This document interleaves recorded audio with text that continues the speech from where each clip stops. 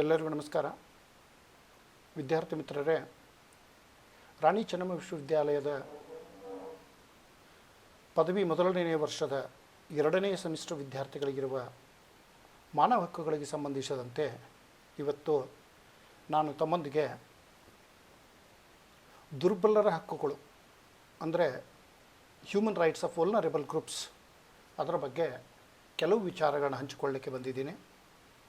ನಾವೀಗಾಗಲೇ ಮಾನವ ಹಕ್ಕುಗಳ ಅರ್ಥ, ಮಾನವ ಹಕ್ಕುಗಳ ಪ್ರಕಾರಗಳು, ರಾಷ್ಟ್ರೀಯ ಮಾನವ ಹಕ್ಕುಗಳ ಆಯೋಗ, ರಾಜ್ಯ ಮಾನವ ಹಕ್ಕುಗಳ ಆಯೋಗದ ರಚನೆ ಬಗ್ಗೆ ಚರ್ಚೆ ಮಾಡಿದ್ದೀವಿ. ಅದರ ವಿಡಿಯೋಗಳನ್ನ ಕೂಡ ತಮ್ಮೊಂದಿಗೆ ನಾನು ಹಂಚಿಕೊಂಡಿದ್ದೀನಿ. ಇವತ್ತು ದುರ್ಬಲ ವರ್ಗಗಳ ಹಕ್ಕುಗಳ ಬಗ್ಗೆ ನಾವುಗಳು ಚರ್ಚೆ ಮಾಡೋಣ.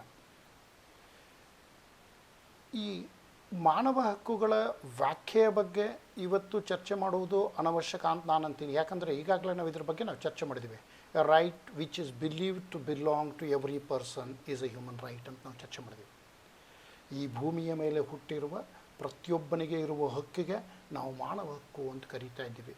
ಇದೊಂದು ಮೂಲ ಹಕ್ಕು, ಇದೊಂದು ಮೂಲ ಸ್ವಾತಂತ್ರ್ಯ ಅಂತ ಈಗಾಗಲೇ ನಾವು ಇದರ ಬಗ್ಗೆ ಚರ್ಚೆ ಮಾಡಿದ್ದೀವಿ. ಮನುಷ್ಯನ ಜನ್ಮದಿಂದ ಆತನ ಮರಣದವರೆಗೆ ಈ ಹಕ್ಕುಗಳನ್ನು ಆತ ಅನುಭವಿಸ್ತಾನೆ, ಆನಂದಿಸ್ತಾನೆ ಅನ್ನೋದ್ರ ಬಗ್ಗೆ ನಾವೀಗಾಗಲೇ ಚರ್ಚೆ ಮಾಡಿದ್ದೀವಿ. ಮಿತ್ರರೇ, ಈ ಮಾನವ ಹಕ್ಕುಗಳ ಪ್ರಶ್ನೆ ಬಂದಾಗ ವಿಶ್ವಸಂಸ್ಥೆ ಪ್ರಾರಂಭವಾದ ಕೂಡಲೇ ಮಾನವ ಹಕ್ಕುಗಳು ಬಂದುವ ಅನ್ನೋ ಪ್ರಶ್ನೆ ಬರ್ತಾ ಇದೆ. ಇದು ತಪ್ಪು. ವಿಶ್ವಸಂಸ್ಥೆ 1945ರಲ್ಲಿ ಪ್ರಾರಂಭವಾದ ನಂತರ 1948 ಡಿಸೆಂಬರ್ 10ರಂದು ಮಾನವ ಹಕ್ಕುಗಳ ಘೋಷಣೆ ಆಗ್ತಾ ಇದೆ ಅನ್ನೋದನ್ನು ನಾವು ಚರ್ಚೆ ಮಾಡಿದ್ದೀವಿ. ಆದರೆ ಇದರ ಘೋಷಣೆಗೆ ಕಾರಣೀಭೂತರಾದಂಥವರು ಒಬ್ಬ ಮಹಿಳೆ ಅನ್ನೋದ್ರ ಬಗ್ಗೆ ನಾವು ನೆನಪಿಟ್ಕೊಳ್ಬೇಕು. ಎಲಿಯನೇರ್ ರೂಸ್ವೆಲ್ಟ್ ಅನ್ನೋ ಒಬ್ಬ ಮಹಿಳೆ ಈ ಮಾನವ ಹಕ್ಕುಗಳ ಘೋಷಣೆಯ ಒಂದು ಸಮಿತಿಯ ಅಧ್ಯಕ್ಷತೆಯನ್ನು ವಹಿಸ್ತಾ ಇದ್ದಾರೆ. ಮಾನವ ಹಕ್ಕುಗಳ ಘೋಷಣೆಗಾಗಿ ಹೋರಾಟ ಮಾಡ್ತಾ ಇದ್ದಾರೆ. ಈ ಮಾನವ ಹಕ್ಕುಗಳನ್ನು ಅಂತಾರಾಷ್ಟ್ರೀಯ ಸಮುದಾಯ ಪ್ರಥಮ ಬಾರಿಗೆ ಒಂದು ಚಾರ್ಟರ್ ಅಥವಾ ಸನ್ನದ್ದಿನ ರೂಪಿನಲ್ಲಿ ಒಪ್ಕೊಳ್ತಾ ಇದೆ. ಇದು ಸ್ವಾತಂತ್ರ್ಯ, ನ್ಯಾಯ, ಶಾಂತಿ, ಜಾಗತಿಕ ಸ್ವಾತಂತ್ರ್ಯ, ನ್ಯಾಯ ಮತ್ತು ಶಾಂತಿಗೆ ಒಂದು ಭದ್ರ ಬುನಾದಿ ಅನ್ನೋ ಒಂದು ಮಾತು ಕೇಳಿ ಬರ್ತಾ ಇದೆ. ಜಾಗತಿಕ ಶಾಂತಿ, ನ್ಯಾಯ ಮತ್ತು ಸ್ವಾತಂತ್ರ್ಯಕ್ಕೆ ಈ ಮಾನವ ಹಕ್ಕುಗಳು ಭದ್ರ ಬುನಾದಿ ಅನ್ನುವ ಒಂದು ಮಾತು ಇಲ್ಲಿ ಬರ್ತಾ ಇದೆ. ಇವತ್ತು ಮಾನವ ಹಕ್ಕುಗಳು 300 ಭಾಷೆಗಳಲ್ಲಿ ನಮಗೆ ಲಭ್ಯವಾದವೆ. ನಿಮಗೆ ಪ್ರಾಮಾಣಿಕವಾಗಿ ಹೇಳಬೇಕಂತಂದರೆ ಅತ್ಯಂತ ಹೆಚ್ಚು ಅನುವಾದಗೊಂಡ ಅಥವಾ ಭಾಷಾಂತರಗೊಂಡ ಒಂದು ದಾಖಲೆಯ ಪತ್ರ ಅಥವಾ ಒಂದು ಸನ್ನದು ಅಂದರೆ ಮಾನವ ಹಕ್ಕುಗಳು ಅಂತ ಹೇಳ್ಬೋದು. ಅತಿ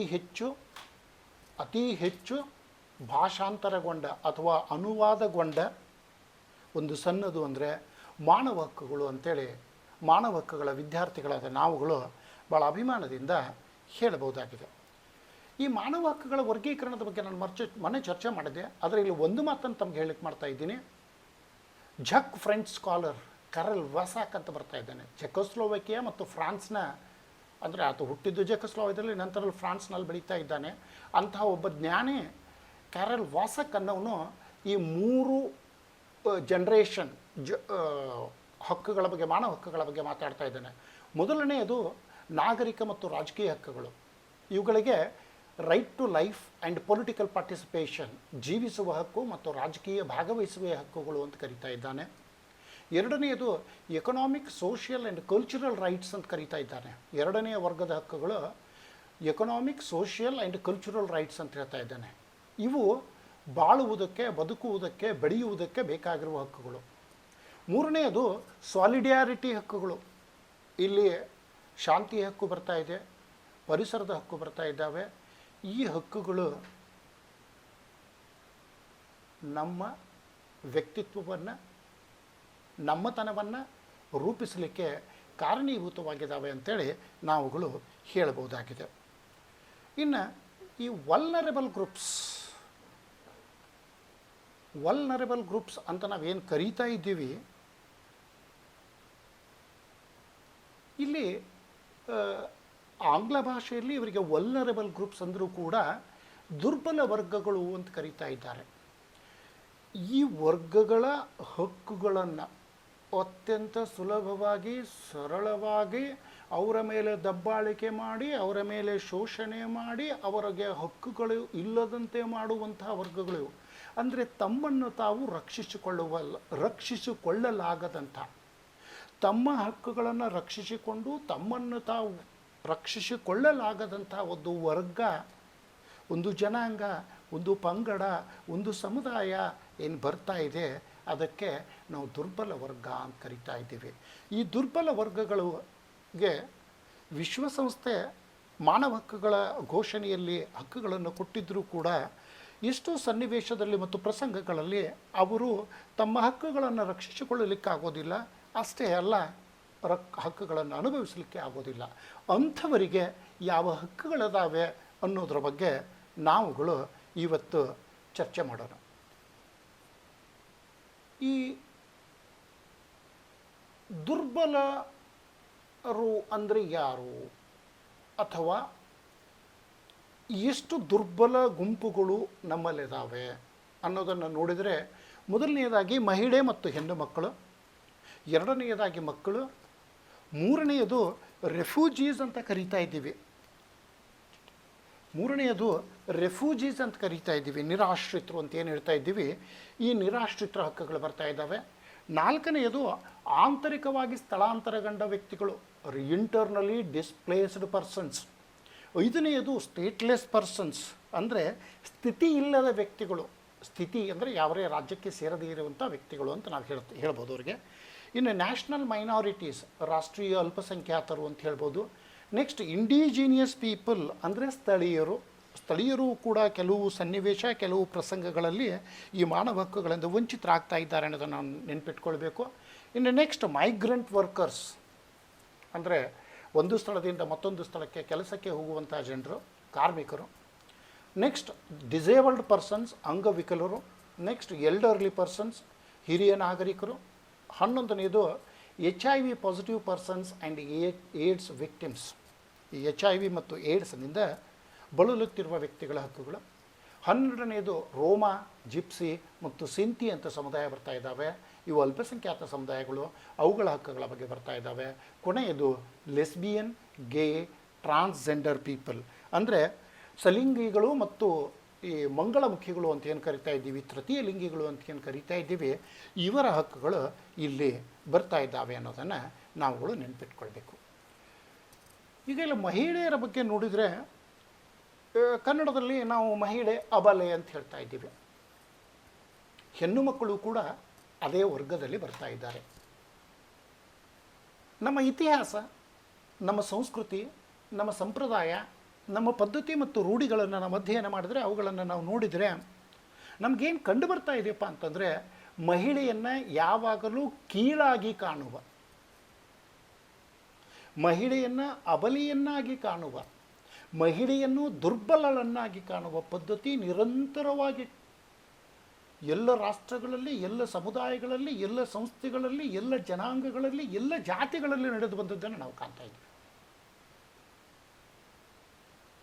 ದುರ್ದೈವ ಅಂದರೆ ಕೆಲವು ಸಮುದಾಯ ಮತ್ತು ಜನಾಂಗಗಳು ಮಹಿಳೆಯರ ಮೇಲೆ ಮಾಡುವ ಆಕ್ರಮಣಗಳನ್ನು, ಮಹಿಳೆಯರ ಮೇಲೆ ಮಾಡುವ ದಬ್ಬಾಳಿಕೆಗಳನ್ನು, ಮಹಿಳೆಯರ ಶೋಷಣೆಗಳನ್ನು ನ್ಯಾಯಸಮ್ಮತ ಅಂತ ಹೇಳ್ತಾ ಇದ್ದಾರೆ. ಅವರ ಶೋಷಣೆ ನ್ಯಾಯಸಮ್ಮತ ಅಂತ ಹೇಳ್ತಾ ಇದ್ದಾರೆ. ಅವರ ಜೀವನದ ಪ್ರತಿ ಹಂತದಲ್ಲಿ ಅವರ ಶೋಷಣೆ ಆಗ್ತಾ ಇದೆ. ಅದನ್ನು ನ್ಯಾಯಸಮ್ಮತ ಅಂತ ಹೇಳುವ ವರ್ಗ ಕೂಡ ನಮ್ಮಲ್ಲಿ ಬೆಳೀತಾ ಇದೆ. ಆದರೆ ಮಹಿಳೆಗೆ ಜೀವಿಸುವ ಹಕ್ಕಿದೆ ಅನ್ನೋದನ್ನು ನಾವು ನೆನಪಿಟ್ಕೊಳ್ಬೇಕು. ಮಹಿಳೆಗೆ ಆಸ್ತಿಯನ್ನು ಹೊಂದುವ ಹಕ್ಕಿದೆ, ಮಹಿಳೆಗೆ ಶಿಕ್ಷಣವನ್ನು ಪಡೆಯುವ ಹಕ್ಕಿದೆ, ಮಹಿಳೆಗೆ ತನ್ನ ಆರೋಗ್ಯವನ್ನು ಕಾಪಾಡಿಕೊಳ್ಳುವ ಹಕ್ಕಿದೆ. ಮಹಿಳೆ ಸಮಾಜದ ಕಾರ್ಯಕಲಾಪಗಳಲ್ಲಿ ಭಾಗವಹಿಸುವ ಹಕ್ಕುಗಳನ್ನು ಹೊಂದಿದ್ದಾಳೆ. ಆದರೆ ದುರ್ದೈವ ಅಂದರೆ ಈ ಲಿಂಗಭೇದ ಅನ್ನೋದು, ಲಿಂಗ ಅಸಮಾನತೆ ಅನ್ನೋದು, ಲಿಂಗ ಶೋಷಣೆ ಅನ್ನೋದು, ಲೈಂಗಿಕ ಶೋಷಣೆ ಅನ್ನೋದು, ಕಳ್ಳ ಸಾಗಾಣಿಕೆ, ಮಹಿಳೆ ಮತ್ತು ಹೆಣ್ಣು ಮಕ್ಕಳ ಕಳ್ಳ ಸಾಗಾಣಿಕೆ, ಇವುಗಳು ಮಹಿಳೆ ಮತ್ತು ಹೆಣ್ಣು ಮಕ್ಕಳ ಈ ಎಲ್ಲ ಹಕ್ಕುಗಳನ್ನು ಕಸಿದುಕೊಳ್ತಾ ಇದ್ದಾವೆ. ಈ ಮಹಿಳೆ ಮತ್ತು ಹೆಣ್ಣು ಮಕ್ಕಳು ತಮ್ಮ ಈ ಹಕ್ಕುಗಳನ್ನು ರಕ್ಷಿಸಿಕೊಳ್ಳಲಿಕ್ಕೆ ಸಾಧ್ಯ ಆಗ್ತಾ ಇಲ್ಲ ಅಂತ ನಾವುಗಳು ಹೇಳಬಹುದಾಗಿದೆ.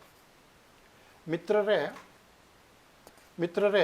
ನಾವಿಲ್ಲೇನೇನು ಹೇಳ್ಬೋದು ಅಂತಂದರೆ, ಮಹಿಳೆ ಇವತ್ತು ಸಮಾಜದ ಅವಿಭಾಜ್ಯ ಅಂಗ. ಮಹಿಳೆ ಇವತ್ತು ನಮಗೆ ಎಲ್ಲ ಕಾರ್ಯಗಳಿಗೆ ಬೇಕು. ನಮ್ಮ ಜೀವನ ಮನುಕುಲ ಮುಂದುವರಿಯಬೇಕಾದರೆ ಹೆಣ್ಣು ಬೇಕೇ ಬೇಕು.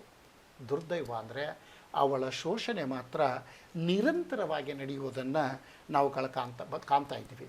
ಈ ನಿಟ್ಟಿನಲ್ಲಿ convention on elimination of all forms of discrimination against women, convention on the elimination of all forms of discrimination against women, CEDAW ಅಂತ ಏನು ಕರೀತಾ ಇದ್ದೀವಿ, ಪ್ರಶ್ನೆ ಪತ್ರಿಕೆಗಳನ್ನು ಸಾಲ್ವ್ ಮಾಡುವಂಥ ಸಮಯದಲ್ಲಿ ಇದ್ರ ಬಗ್ಗೆ ನಿಮಗೆ ಮಾತಾಡಿದ್ದೀನಿ, ಮತ್ತೆ ಇಲ್ಲ ನಾನು ರಿಪೀಟ್ ಮಾಡೋದಿಲ್ಲ. ಈ ಸಿಡಾ ಅಥವಾ ಕನ್ನಡದಲ್ಲಿ ಅದಕ್ಕೆ ಏನಂತ ಕರಿತೇವೆ ಅಂದರೆ, ಮಹಿಳೆಯರ ಮೇಲಿನ ಎಲ್ಲ ರೀತಿಯ ತಾರತಮ್ಯಗಳನ್ನು ನಿರ್ಮೂಲನೆ ಮಾಡುವ ಒಂದು ಸಮಾವೇಶ ನಡೀತಾ ಇದೆ. ಅಂದರೆ ಮಹಿಳೆ ಶೋಷಣೆಗೆ ಒಳಗಾಗ್ತಾ ಇದ್ದಾಳೆ, ತಾರತಮ್ಯಕ್ಕೆ ಒಳಗಾಗ್ತಾ ಇದ್ದಾಳೆ, ಹೆಣ್ಣು ಮಕ್ಕಳು ಅದಕ್ಕೆ ಒಳಗಾಗ್ತಾ ಇದ್ದಾರೆ. ಅದರಿಂದ ಅವರನ್ನು ತಡೆಯಲಿಕ್ಕೆ ಈ ಸಿಡಾ ಬರ್ತಾ ಇದೆ. ಈ ಸಿಡಾದ ಮೂಲಕ ಮಹಿಳೆಯರಿಗೆ ಜೀವಿಸುವ ಹಕ್ಕು, ಆಸ್ತಿ ಹಕ್ಕು, ಶೈಕ್ಷಣಿಕ ಹಕ್ಕು, ಆರೋಗ್ಯದ ಹಕ್ಕು, ಸಾಮಾಜಿಕ ಹಕ್ಕುಗಳು ಇವೆಲ್ಲವುಗಳನ್ನು ನೀಡುವುದನ್ನು ನಾವುಗಳು ಕಾಣ್ತಾ ಇದ್ದೀವಿ. ಇಲ್ಲಿ ಒಂದು ಮಾತನ್ನು ನಾವು ಹೇಳಬೇಕು. ಅಮೇರಿಕೆಯ ಮಾಜಿ ರಾಷ್ಟ್ರಪತಿ ಹಿಲರಿ ಕ್ಲಿಂಟನ್ ಅವರ ಪತ್ನಿ ಹಾಗೂ ಕಳೆದ ಬಾರಿ ಅಮೇರಿಕೆಯ ಅಧ್ಯಕ್ಷ ಹುದ್ದೆಗೆ ಚುನಾವಣೆಗೆ ಸ್ಪರ್ಧಿಸಿದಂಥ ಅಮೇರಿಕೆಯ ಮಾಜಿ ರಾಷ್ಟ್ರಪತಿ ಬಿಲ್ ಕ್ಲಿಂಟನ್ ಅವರ ಪತ್ನಿ ಹಿಲರಿ ಕ್ಲಿಂಟನ್ ಅವರು ಒಂದು ಮಾತನ್ನು ಹೇಳ್ತಾ ಇದ್ದಾರೆ. Human rights are women rights and women's rights are human rights. ಮಾನವ ಹಕ್ಕುಗಳೆಂದರೆ ಮಹಿಳೆಯರ ಹಕ್ಕುಗಳು, ಮಹಿಳೆಯರ ಹಕ್ಕುಗಳೆಂದರೆ ಮಾನವ ಹಕ್ಕುಗಳು ಅನ್ನೋ ಒಂದು ವಾದವನ್ನು ಅವರು ಮಂಡಿಸ್ತಾ ಇದ್ದಾರೆ. ಇದನ್ನು ಹೇಳಲಿಕ್ಕೆ ಕಾರಣ ಏನಂತಂದರೆ, ಸಮಾಜದ ಅವಿಭಾಜ್ಯ ಅಂಗವಾಗಿರುವಂಥ ಮಹಿಳೆ ತನ್ನ ಹಕ್ಕುಗಳನ್ನು ಅನುಭವಿಸುವಂಥ ಸ್ಥಿತಿಯಲ್ಲಿ ಇಲ್ಲ, ಆನಂದಿಸುವಂಥ ಸ್ಥಿತಿಯಲ್ಲಿ ಇಲ್ಲ. ಆ ಕಾರಣಕ್ಕಾಗಿ ಹಿಲರಿ ಕ್ಲಿಂಟನ್ ಅವರು ಬಹಳ ಸ್ಪಷ್ಟವಾಗಿ ಹೇಳ್ತಾ ಇದ್ದಾರೆ, ಎಲ್ಲ ಮಾನವ ಹಕ್ಕುಗಳು ಮಹಿಳೆಯರ ಹಕ್ಕುಗಳು ಮತ್ತು ಎಲ್ಲ ಮಹಿಳೆಯರ ಹಕ್ಕುಗಳು ಮಾನವ ಹಕ್ಕುಗಳು. ಏನು ಮಹಿಳೆಯರಿಗೆ ಹಕ್ಕುಗಳಿದಾವೆ ಅವೇ ಮಾನವ ಹಕ್ಕುಗಳು, ಏನು ಮಾನವ ಹಕ್ಕುಗಳಿದಾವೆ ಅವೆಲ್ಲ ಮಹಿಳೆಯರ ಹಕ್ಕುಗಳು ಅನ್ನೋ ಒಂದು ವಾದವನ್ನು ಭಾಳ ಚೆನ್ನಾಗಿ ನಮ್ಮ ಮುಂದೆ ಇಡ್ತಾ ಇದ್ದಾರೆ. ಇನ್ನು ಇಲ್ಲಿ ನಾನು ಅಭ್ಯಾಸದ ದೃಷ್ಟಿಯಿಂದ ಅಲ್ಲ, ಜ್ಞಾನದ ದೃಷ್ಟಿಯಿಂದ ನನ್ನ ವಿದ್ಯಾರ್ಥಿಗಳಿಗೆ ಇಲ್ಲಿ ಒಂದು ಸ್ಲೈಡ್ ಮಾಡಲಿಕ್ಕೆ ಬಯಸ್ತಾ ಇದ್ದೀನಿ. ಇವು 10 ನ್ಯಾಯಬದ್ಧ ಹಕ್ಕುಗಳು ಅಂತ ಹೇಳ್ತಾ ಇದ್ದಾರೆ. 10 ಲೀಗಲ್ ರೈಟ್ಸ್. ಪ್ರತಿಯೊಬ್ಬ ಮಹಿಳೆ ತನಗಿರುವ ಈ 10 ನ್ಯಾಯಬದ್ಧ ಹಕ್ಕುಗಳನ್ನು ಅರಿತಿರಬೇಕು. ಅವು ಯಾವುವು? ಮೊದಲನೇದಂದರೆ, you are entitled to free legal aid. ಮಹಿಳೆ ಫ್ರೀ ಲೀಗಲ್ ಏಡ್ ಅಂತಂದರೆ ಯಾವುದೇ ಖರ್ಚು ವೆಚ್ಚವಿಲ್ಲದೆ ಕಾನೂನಿನ ಬೆಂಬಲವನ್ನು, ಕಾನೂನಿನ ಸಹಾಯವನ್ನು ಪಡೆಯಲಿಕ್ಕೆ ಅರ್ಹರಿದ್ದಾಳೆ. ಕಾನೂನು ನೆರವು ಸಮಿತಿಗಳಂತೇನಿದ್ದಾವೆ, ಇದು ತಾಲೂಕಾ ಇರ್ಬೋದು, ಜಿಲ್ಲಾ ಇರ್ಬೋದು, ರಾಜ್ಯ ಇರ್ಬೋದು, ಈ ಕಾನೂನು ನೆರವು ಸಮಿತಿಗಳಂತೇನಿದ್ದಾವೆ ಅವುಗಳ ಮೂಲಕ ಮಹಿಳೆ ಯಾವುದೇ ವೆಚ್ಚವನ್ನು ಮಾಡದೆ ಕಾನೂನಿನ ನೆರವನ್ನು ಪಡೆಯಲಿಕ್ಕೆ ಅರ್ಹಳಾಗಿದ್ದಾಳೆ. ಇನ್ನು ಎರಡನೆಯದು ನಿಮಗಿರುವ ಕಾನೂನುಬದ್ಧ ಹಕ್ಕು ಯಾವುದಂತಂದರೆ, you can't be called to the police station. ಮಹಿಳೆಯರನ್ನು ಪೊಲೀಸ್ ಸ್ಟೇಷನ್ಗೆ ಕರೆಸುವಂತಿಲ್ಲ. ಅಂದರೆ ಪೊಲೀಸ್ ಸ್ಟೇಷನ್ಗೆ ಕರೆಸುವುದರಿಂದ ನಿಮಗೆ ವಿನಾಯಿತಿ ಇದೆ, ಇದರ ಬಗ್ಗೆ ತಾವು ತಿಳ್ಕೊಳ್ಬೇಕು. ಮೂರನೆಯದು ಮಹತ್ವದ ಹಕ್ಕು ಏನಂತಂದರೆ, police cannot refuse to accept your FIR. ನೀವು ಒಂದು ಮೊಕದ್ದಮೆಯನ್ನು ದಾಖಲಿಸಲಿಕ್ಕೆ ಹೋದಾಗ ಪೊಲೀಸರು ಆ ಮೊಕದ್ದಮೆಯನ್ನು ತಿರಸ್ಕರಿಸಲಿಕ್ಕೆ ಬರುವುದಿಲ್ಲ. ಪೊಲೀಸರಿಗೆ ನಿರಾಕರಿಸಲಿಕ್ಕೆ ಹಕ್ಕಿಲ್ಲ. ನಿಮ್ಮ ಮೊಕದ್ದಮೆಯನ್ನು ನಿರಾಕರಿಸುವ ಯಾವುದೇ ಹಕ್ಕು ಅವರಿಗೆ ಇಲ್ಲ. ನಿಮಗಿರುವ ಇನ್ನೊಂದು ಹಕ್ಕು, ಸೂರ್ಯಾಸ್ತದ ನಂತರ ನಿಮ್ಮನ್ನು ಬಂಧಿಸುವಂತಿಲ್ಲ. No arrest after sunset. ನಿಮಗಿರುವ ಇನ್ನೊಂದು ಹಕ್ಕು, you are entitled to protection by your employer. ನೀವು ಎಲ್ಲಿ ಕೆಲಸ ಮಾಡುತ್ತಿದ್ದೀರಿ, ನಿಮ್ಮ ಮಾಲೀಕನಿಂದ, ನಿಮಗೆ ಕೆಲಸ ನೀಡಿದ ವ್ಯಕ್ತಿಯಿಂದ ನಿಮಗೆ ರಕ್ಷಣೆಗೆ ನೀವು ಅರ್ಹರು. ನಿಮಗಿರುವ ಮತ್ತೊಂದು ಹಕ್ಕು, you have the right to privacy while recording statement. ನಿಮ್ಮ ಹೇಳಿಕೆಗಳನ್ನು ಪಡೆಯುವಂಥ ಸಮಯದಲ್ಲಿ ಯಾವುದೇ ಮೊಕದ್ದಮೆಗೆ ಸಂಬಂಧಿಸಿದಂತೆ, ಯಾವುದೇ ಒಂದು ವಿಚಾರಣೆಗೆ ಸಂಬಂಧಪಟ್ಟಂತೆ ನಿಮ್ಮ ಹೇಳಿಕೆಗಳನ್ನು ಪಡೆಯುವಂಥ ಸಮಯದಲ್ಲಿ ಅಲ್ಲಿ ಪ್ರೈವಸಿ, ಗೌಪ್ಯತೆಗೆ ನೀವು ಅರ್ಹರಿದ್ದೀರಿ. ನೆಕ್ಸ್ಟ್ ನಿಮಗಿರುವ ಹಕ್ಕು, your identity cannot be revealed without your permission. ನಿಮ್ಮ ಒಪ್ಪಿಗೆ ಇಲ್ಲದೆ ನಿಮ್ಮ ಹೆಸರನ್ನಾಗಲಿ ನಿಮ್ಮ ಗುರುತನ್ನಾಗಲಿ ಯಾವುದೇ ಕಾರಣಕ್ಕೂ ಪ್ರಕಟಿಸಲಿಕ್ಕೆ ಅವಕಾಶ ಇಲ್ಲ. ನೀವು ಒಪ್ಪಿಗೆ ಕೊಟ್ಟರೆ ಮಾತ್ರ. ಇದು ನಿರ್ಭಯ ಕೇಸ್ನಲ್ಲಿ ನಿಮ್ಗೆ ಗೊತ್ತಿರ್ಬೋದು, ಇವತ್ತಿನವರೆಗೆ ಅವಳ ಹೆಸರು ಗೊತ್ತಾಗೋದಿಲ್ಲ, ನಿರ್ಭಯ ಅಂತಲೇ ಬರ್ತಾ ಇದೆ ಒಪ್ಪಿಗೆ ಇಲ್ಲದಕ್ಕಾಗಿ. ನೆಕ್ಸ್ಟ್, ಮಹಿಳೆಯರು, you can file your FIR through email. ಮಹಿಳೆಯರು ಇಮೇಲ್ ಮುಖಾಂತರ ಮೊಕದ್ದಮೆಯನ್ನು ದಾಖಲಿಸಬಹುದಾಗಿದೆ. ನೋಡ್ರಿ, ಭಾಳ ಇಂಪಾರ್ಟೆಂಟು. ಪೊಲೀಸ್ ಸ್ಟೇಷನ್ಗೆ ಹೋಗಬೇಕಾಗಿಲ್ಲ, ತಹಶೀಲ್ದಾರ್ ಆಫೀಸ್ಗೆ ಹೋಗಬೇಕಾಗಿಲ್ಲ, DC ಆಫೀಸ್ಗೆ ಹೋಗಬೇಕಾಗಿಲ್ಲ. FIR ನೀವು ಇಮೇಲ್ ಮುಖಾಂತರ ದಾಖಲಿಸಬಹುದಾಗಿದೆ. ಆಮೇಲೆ next, there is no any time limit for filing FIR. ನೀವು ಮೊಕದ್ದಮೆಯನ್ನು ದಾಖಲಿಸಲಿಕ್ಕೆ ಯಾವುದೇ ಸಮಯ ನಿರ್ಬಂಧ ಇಲ್ಲ. ಅಂದರೆ ಇಷ್ಟೇ ಸಮಯದಲ್ಲಿ, ಇಷ್ಟೇ ಗಂಟೆಯಲ್ಲಿ, ಇಷ್ಟೇ ದಿನದಲ್ಲಿ ಅನ್ನುವ ಯಾವುದೇ ನಿರ್ಬಂಧಗಳಿಲ್ಲ. ಕೊನೆಯದು ಮತ್ತು ಮಹತ್ವದ್ದು, a doctor cannot decide whether you are sexually assaulted or not with a verbal statement. A full written statement is always required. ಅಂದರೆ ವೈದ್ಯರು ಬಾಯಿ ಮಾತಿನ ಮೂಲಕ ಅಥವಾ ಕೇವಲ ಹೇಳಿಕೆಯ ಮೂಲಕ ತಾವು ಲೈಂಗಿಕವಾಗಿ ಶೋಷಣೆಗೆ ಒಳಗಾಗಿದ್ದೀರೋ ಇಲ್ಲವೋ ಅನ್ನೋದನ್ನು ಹೇಳಲಿಕ್ಕೆ ಬರೋದಿಲ್ಲ. ಯಾವಾಗ ಒಬ್ಬ ಮಹಿಳೆ ಲೈಂಗಿಕವಾಗಿ ಶೋಷಣೆಗೆ ಒಳಗಾಗಿದ್ದಾಳೋ ಇಲ್ಲೋ ಅನ್ನೋದು ಹೇಳಬೇಕಾಗ್ತಾ ಇದೆ, ಅದನ್ನು ಲಿಖಿತ ಹೇಳಿಕೆಯ ಮೂಲಕ ಹೇಳಬೇಕು ಅಂತ ಹೇಳ್ತಾ ಇದ್ದಾರೆ. ಅವುಗಳನ್ನು ಇಲ್ಲಿ ನಿಮಗೆ ನೆಕ್ಸ್ಟ್ ಸ್ಲೈಡ್ಗಳಲ್ಲಿ ನಾನು ಕೊಡ್ತಾ ಇದ್ದೀನಿ. Women cannot be arrested after sunset and before Sunrise. ಅಂದರೆ ಸೂರ್ಯಾಸ್ತದ ನಂತರ, ಸೂರ್ಯೋದಯದ ಮೊದಲು ಮಹಿಳೆಯನ್ನು ಅರೆಸ್ಟ್ ಮಾಡಲಿಕ್ಕೆ ಬರೋದಿಲ್ಲ. ಮುಂದೆ, a women cannot be called in a court for questioning, instead she can be interrogated at home itself. ಮಹಿಳೆಯನ್ನು ಮನೆಯಲ್ಲಿಯೇ ಪ್ರಶ್ನಿಸಬಹುದಾಗಿದೆ, ನ್ಯಾಯಾಲಯಕ್ಕೆ ಕರೆಸದೇ ಇರಬಹುದು, ಕರೆಯಬಹುದು. ಆಮೇಲೆ, a women can lodge an FIR at any police station irrespective of the place of crime and the cops cannot refuse. A woman can lodge an FIR at any police station irrespective of the place of crime and the cops cannot refuse. ಅಂದರೆ ಮಹಿಳೆಯರಿಗೆ ತಮಗೆ ಅನುಕೂಲವಾಗುವ police ಸ್ಟೇಷನ್ನಲ್ಲಿ ಮೊಕದ್ದಮೆಯನ್ನು ದಾಖಲಿಸಲಿಕ್ಕೆ ಅವಕಾಶ ಇದೆ. ಅಪರಾಧ ಎಲ್ಲಿ ನಡೆದಿದೆ ಅನ್ನುವುದು ಮುಖ್ಯವಲ್ಲ. ಅಪರಾಧ ಎಲ್ಲಿ ನಡೆದಿದೆ ಅನ್ನೋದು ಮುಖ್ಯವಲ್ಲ. ತಮಗೆ ಸಮೀಪದಲ್ಲಿ ತಾವುಗಳು ಇದನ್ನು ಮೊಕದ್ದಮೆಯನ್ನು ದಾಖಲಿಸಲಿಕ್ಕೆ ಅವಕಾಶ ಇದೆ. ಇದನ್ನು ನಿರಾಕರಿಸುವ ಹಕ್ಕು ಪೊಲೀಸರಿಗೆ ಇಲ್ಲ ಅನ್ನೋದನ್ನು ನಾವು ನೆನಪಿಟ್ಕೊಳ್ಬೇಕು. ನೆಕ್ಸ್ಟ್, ಅದನ್ನಾಗಲೇ ಹೇಳಿದ್ದೀನಿ, ಮಹಿಳೆಯರು ತಮ್ಮ ಸ್ಟೇಟ್ಮೆಂಟ್ ಕೊಡಲಿಕ್ಕೆ, ತಮ್ಮ ಹೇಳಿಕೆಗಳನ್ನು ನೀಡಲಿಕ್ಕೆ, ತಮ್ಮ ಮೇಲೆ ಆದಂಥ ಲೈಂಗಿಕ ಶೋಷಣೆಗಳ ಬಗ್ಗೆ ಹೇಳಿಕೆಯನ್ನು ನೀಡಲಿಕ್ಕೆ ಪೊಲೀಸ್ ಸ್ಟೇಷನ್ಗೆ ಹೋಗುವುದು ಅನವಶ್ಯಕ. Next, a woman can lodge a complaint via email or registered post to the deputy commissioner or commissioner of police. ಇದು ಪುರುಷರಿಗೆ ಅವಕಾಶ ಇಲ್ಲ ಅನ್ನೋದನ್ನು ನಾವು ನೆನಪಿಟ್ಕೊಳ್ಬೇಕು. ಇಮೇಲ್ ಅಥವಾ ಪೋಸ್ಟ್ ಮುಖಾಂತರ ನೀವು ಒಂದು ಮೊಕದ್ದಮೆಯನ್ನು ದಾಖಲಿಸಲಿಕ್ಕೆ ಅವಕಾಶ ಇದೆ. ಇವಿಷ್ಟು ಮಹಿಳೆ ಮತ್ತು ಮಕ್ಕಳಿಗೆ ಹೆಣ್ಣು ಮಕ್ಕಳಿಗೆ ಇರುವಂಥ ಹಕ್ಕುಗಳು ಅನ್ನೋದನ್ನು ತಾವು ತಿಳ್ಕೊಂಡ್ರೆ ಸಾಕು. ಇನ್ನು ನಾವು ನಿರಾಶ್ರಿತರ ಹಕ್ಕುಗಳಿಗೆ ಬರ್ತಾ ಇದ್ದೀವಿ. ಅತ್ಯಂತ ಕ್ಲಿಷ್ಟಕರವಾದ ಇವತ್ತು ಸಮುದಾಯ, ಹಕ್ಕುಗಳಿಂದ ವಂಚಿತ ಸಮುದಾಯ, ದುರ್ಬಲ ಸಮುದಾಯ ಅಂದರೆ ನಿರಾಶ್ರಿತರು ಅನ್ನೋದನ್ನು ನಾವು ನೆನಪಿಟ್ಕೊಳ್ಬೇಕು. ಇತಿಹಾಸದುದ್ದಕ್ಕೂ ಈ ನಿರಾಶ್ರಿತರು ಒಂದಿಲ್ಲ ಒಂದು ತೊಂದರೆ, ಒಂದಿಲ್ಲ ಒಂದು ಶೋಷಣೆ, ತಾರತಮ್ಯಕ್ಕೆ ಒಳಗಾಗಿದ್ದಾರೆ ಅನ್ನೋದನ್ನು ನಾವು ಕಾಣ್ತಾ ಇದ್ದೀವಿ. ದ್ವಿತೀಯ ಮಹಾಯುದ್ಧದ ನಂತರವಂತೂ ಅವರ ಪರಿಸ್ಥಿತಿ ಶೋಷಣೀಯ ಅನ್ನೋದನ್ನು ನಾವು ನೆನಪಿಟ್ಕೊಳ್ಬೇಕು. ಈ ನಿಟ್ಟಿನಲ್ಲಿ ಮಾನವ ಹಕ್ಕುಗಳ ಜಾಗತಿಕ ಘೋಷಣೆಯ 14ನೇ ವಿಧಿಯಲ್ಲಿ ಅವರಿಗೆ ವಿಶೇಷ ಹಕ್ಕುಗಳನ್ನು ನೀಡ್ತಾ ಇದ್ದಾರೆ, ವಿಶೇಷ ಸೌಲಭ್ಯಗಳನ್ನು ಕೊಡ್ತಾ ಇದ್ದಾರೆ. ಅವರ ರಕ್ಷಣೆ, ಅವರು ಯಾವುದೇ ರಾಷ್ಟ್ರದಲ್ಲಿ ಆಶ್ರಯವನ್ನು ಪಡೆಯುವ ಹಕ್ಕಿದೆ, ಅವರಿಗೆ ತಮ್ಮನ್ನು ತಾವು ರಕ್ಷಿಸಿಕೊಳ್ಳುವ ಹಕ್ಕಿದೆ. ಜೊತೆಗೆ 1951ರಲ್ಲಿ convention relating to the status of refugees, ನಿರಾಶ್ರಿತರ ಸ್ಥಾನಮಾನಗಳಿಗೆ ಸಂಬಂಧಪಟ್ಟಂತಹ ಒಂದು ಸಮಾವೇಶ ನಡೀತಾ ಇದೆ 1951ರಲ್ಲಿ ವಿಶ್ವಸಂಸ್ಥೆ ನಡೆಸ್ತಾ ಇದೆ. ಆ ಮೂಲಕ ಅವರಿಗೆ ರಕ್ಷಣೆಯನ್ನು ನೀಡ್ತಾ ಇದೆ.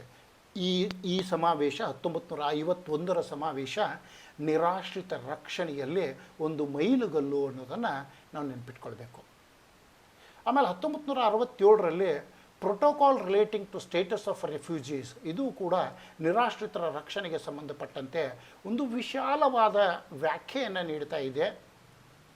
ಒಂದು ವ್ಯಾಖ್ಯೆಯನ್ನು ನೀಡಿ ಆ 1951ರ ಸಮಾವೇಶಕ್ಕೆ ಹೆಚ್ಚಿನ ಬಲವನ್ನು ಇದು ನೀಡ್ತಾ ಇದೆ ಅಂತ ನಾವುಗಳು ಹೇಳಬಹುದು. ನೋಡಿರಿ, ರೆಫ್ಯೂಜೀಸ್ ಬಗ್ಗೆ ನಾವು ಮಾತನಾಡುವಂಥ ಸಮಯದಲ್ಲಿ ನಾವು ಒಂದು ಮಾತನ್ನು ನೆನಪಿಟ್ಕೊಳ್ಬೇಕು. ಅವರು ಬೇರೆ ರಾಷ್ಟ್ರದಲ್ಲಿ ಆಶ್ರಯವನ್ನು ಪಡೆಯಲಿಕ್ಕೆ ಅವಕಾಶ ಇದೆ. ಯಾವ ರಾಷ್ಟ್ರದಲ್ಲಿ ಆಶ್ರಯವನ್ನು ಪಡೆದಿರ್ತಾರೆ ಅಲ್ಲಿ ಅವರ ವೈದ್ಯಕೀಯ ಸೌಲಭ್ಯವನ್ನು ಪಡೆಯಲಿಕ್ಕೆ ಹಕ್ಕಿದೆ, ಅವರಿಗೆ ಅಲ್ಲಿ ಆಹಾರವನ್ನು ಪಡೆಯಲಿಕ್ಕೆ ಹಕ್ಕಿದೆ, ಅವರಿಗೆ ಅಲ್ಲಿ ವಾಸಿಸುವ ಹಕ್ಕಿದೆ. ಈ ಮಾತನ್ನು ನಾವು ನೆನಪಿಟ್ಕೊಳ್ಬೇಕು. ಯಾಕಂದರೆ ಮಾನವತೆಯ ದೃಷ್ಟಿಯಿಂದ ಪ್ರತಿಯೊಬ್ಬ ಮಾನವರಿಗೆ ರಕ್ಷಣೆ ಕೊಡುವುದು ವಿಶ್ವಸಂಸ್ಥೆಯ ಜವಾಬ್ದಾರಿಯಾಗಿರುವುದರಿಂದ ಇಲ್ಲಿ ಅವರಿಗೆ ಈ ಹಕ್ಕುಗಳನ್ನು ಕೊಟ್ಟಿದ್ದಾರೆ ಅನ್ನೋದನ್ನು ನಾವುಗಳು ನೆನಪಿಟ್ಕೊಳ್ಬೇಕು. ನೆಕ್ಸ್ಟ್, ಮಕ್ಕಳ ಹಕ್ಕುಗಳು. ಮಕ್ಕಳು ದೇವರು ಅಂತ ಹೇಳ್ತಾ ಇದ್ದೀವಿ. ದುರ್ದೈವ ಅಂದರೆ ಆ ಮಕ್ಕಳನ್ನು ನಾವು ನಿರಂತರವಾಗಿ ಶೋಷಣೆ ಮಾಡ್ತಾ ಇದ್ದೀವಿ. ನಿಜಕ್ಕೂ ನಿನ್ನೆ ಪತ್ರಿಕೆಯನ್ನು ಓದಬೇಕಾದ್ರೆ ಬಹಳ ಖೇದ ಅನ್ನಿಸ್ತಾ ಇದೆ.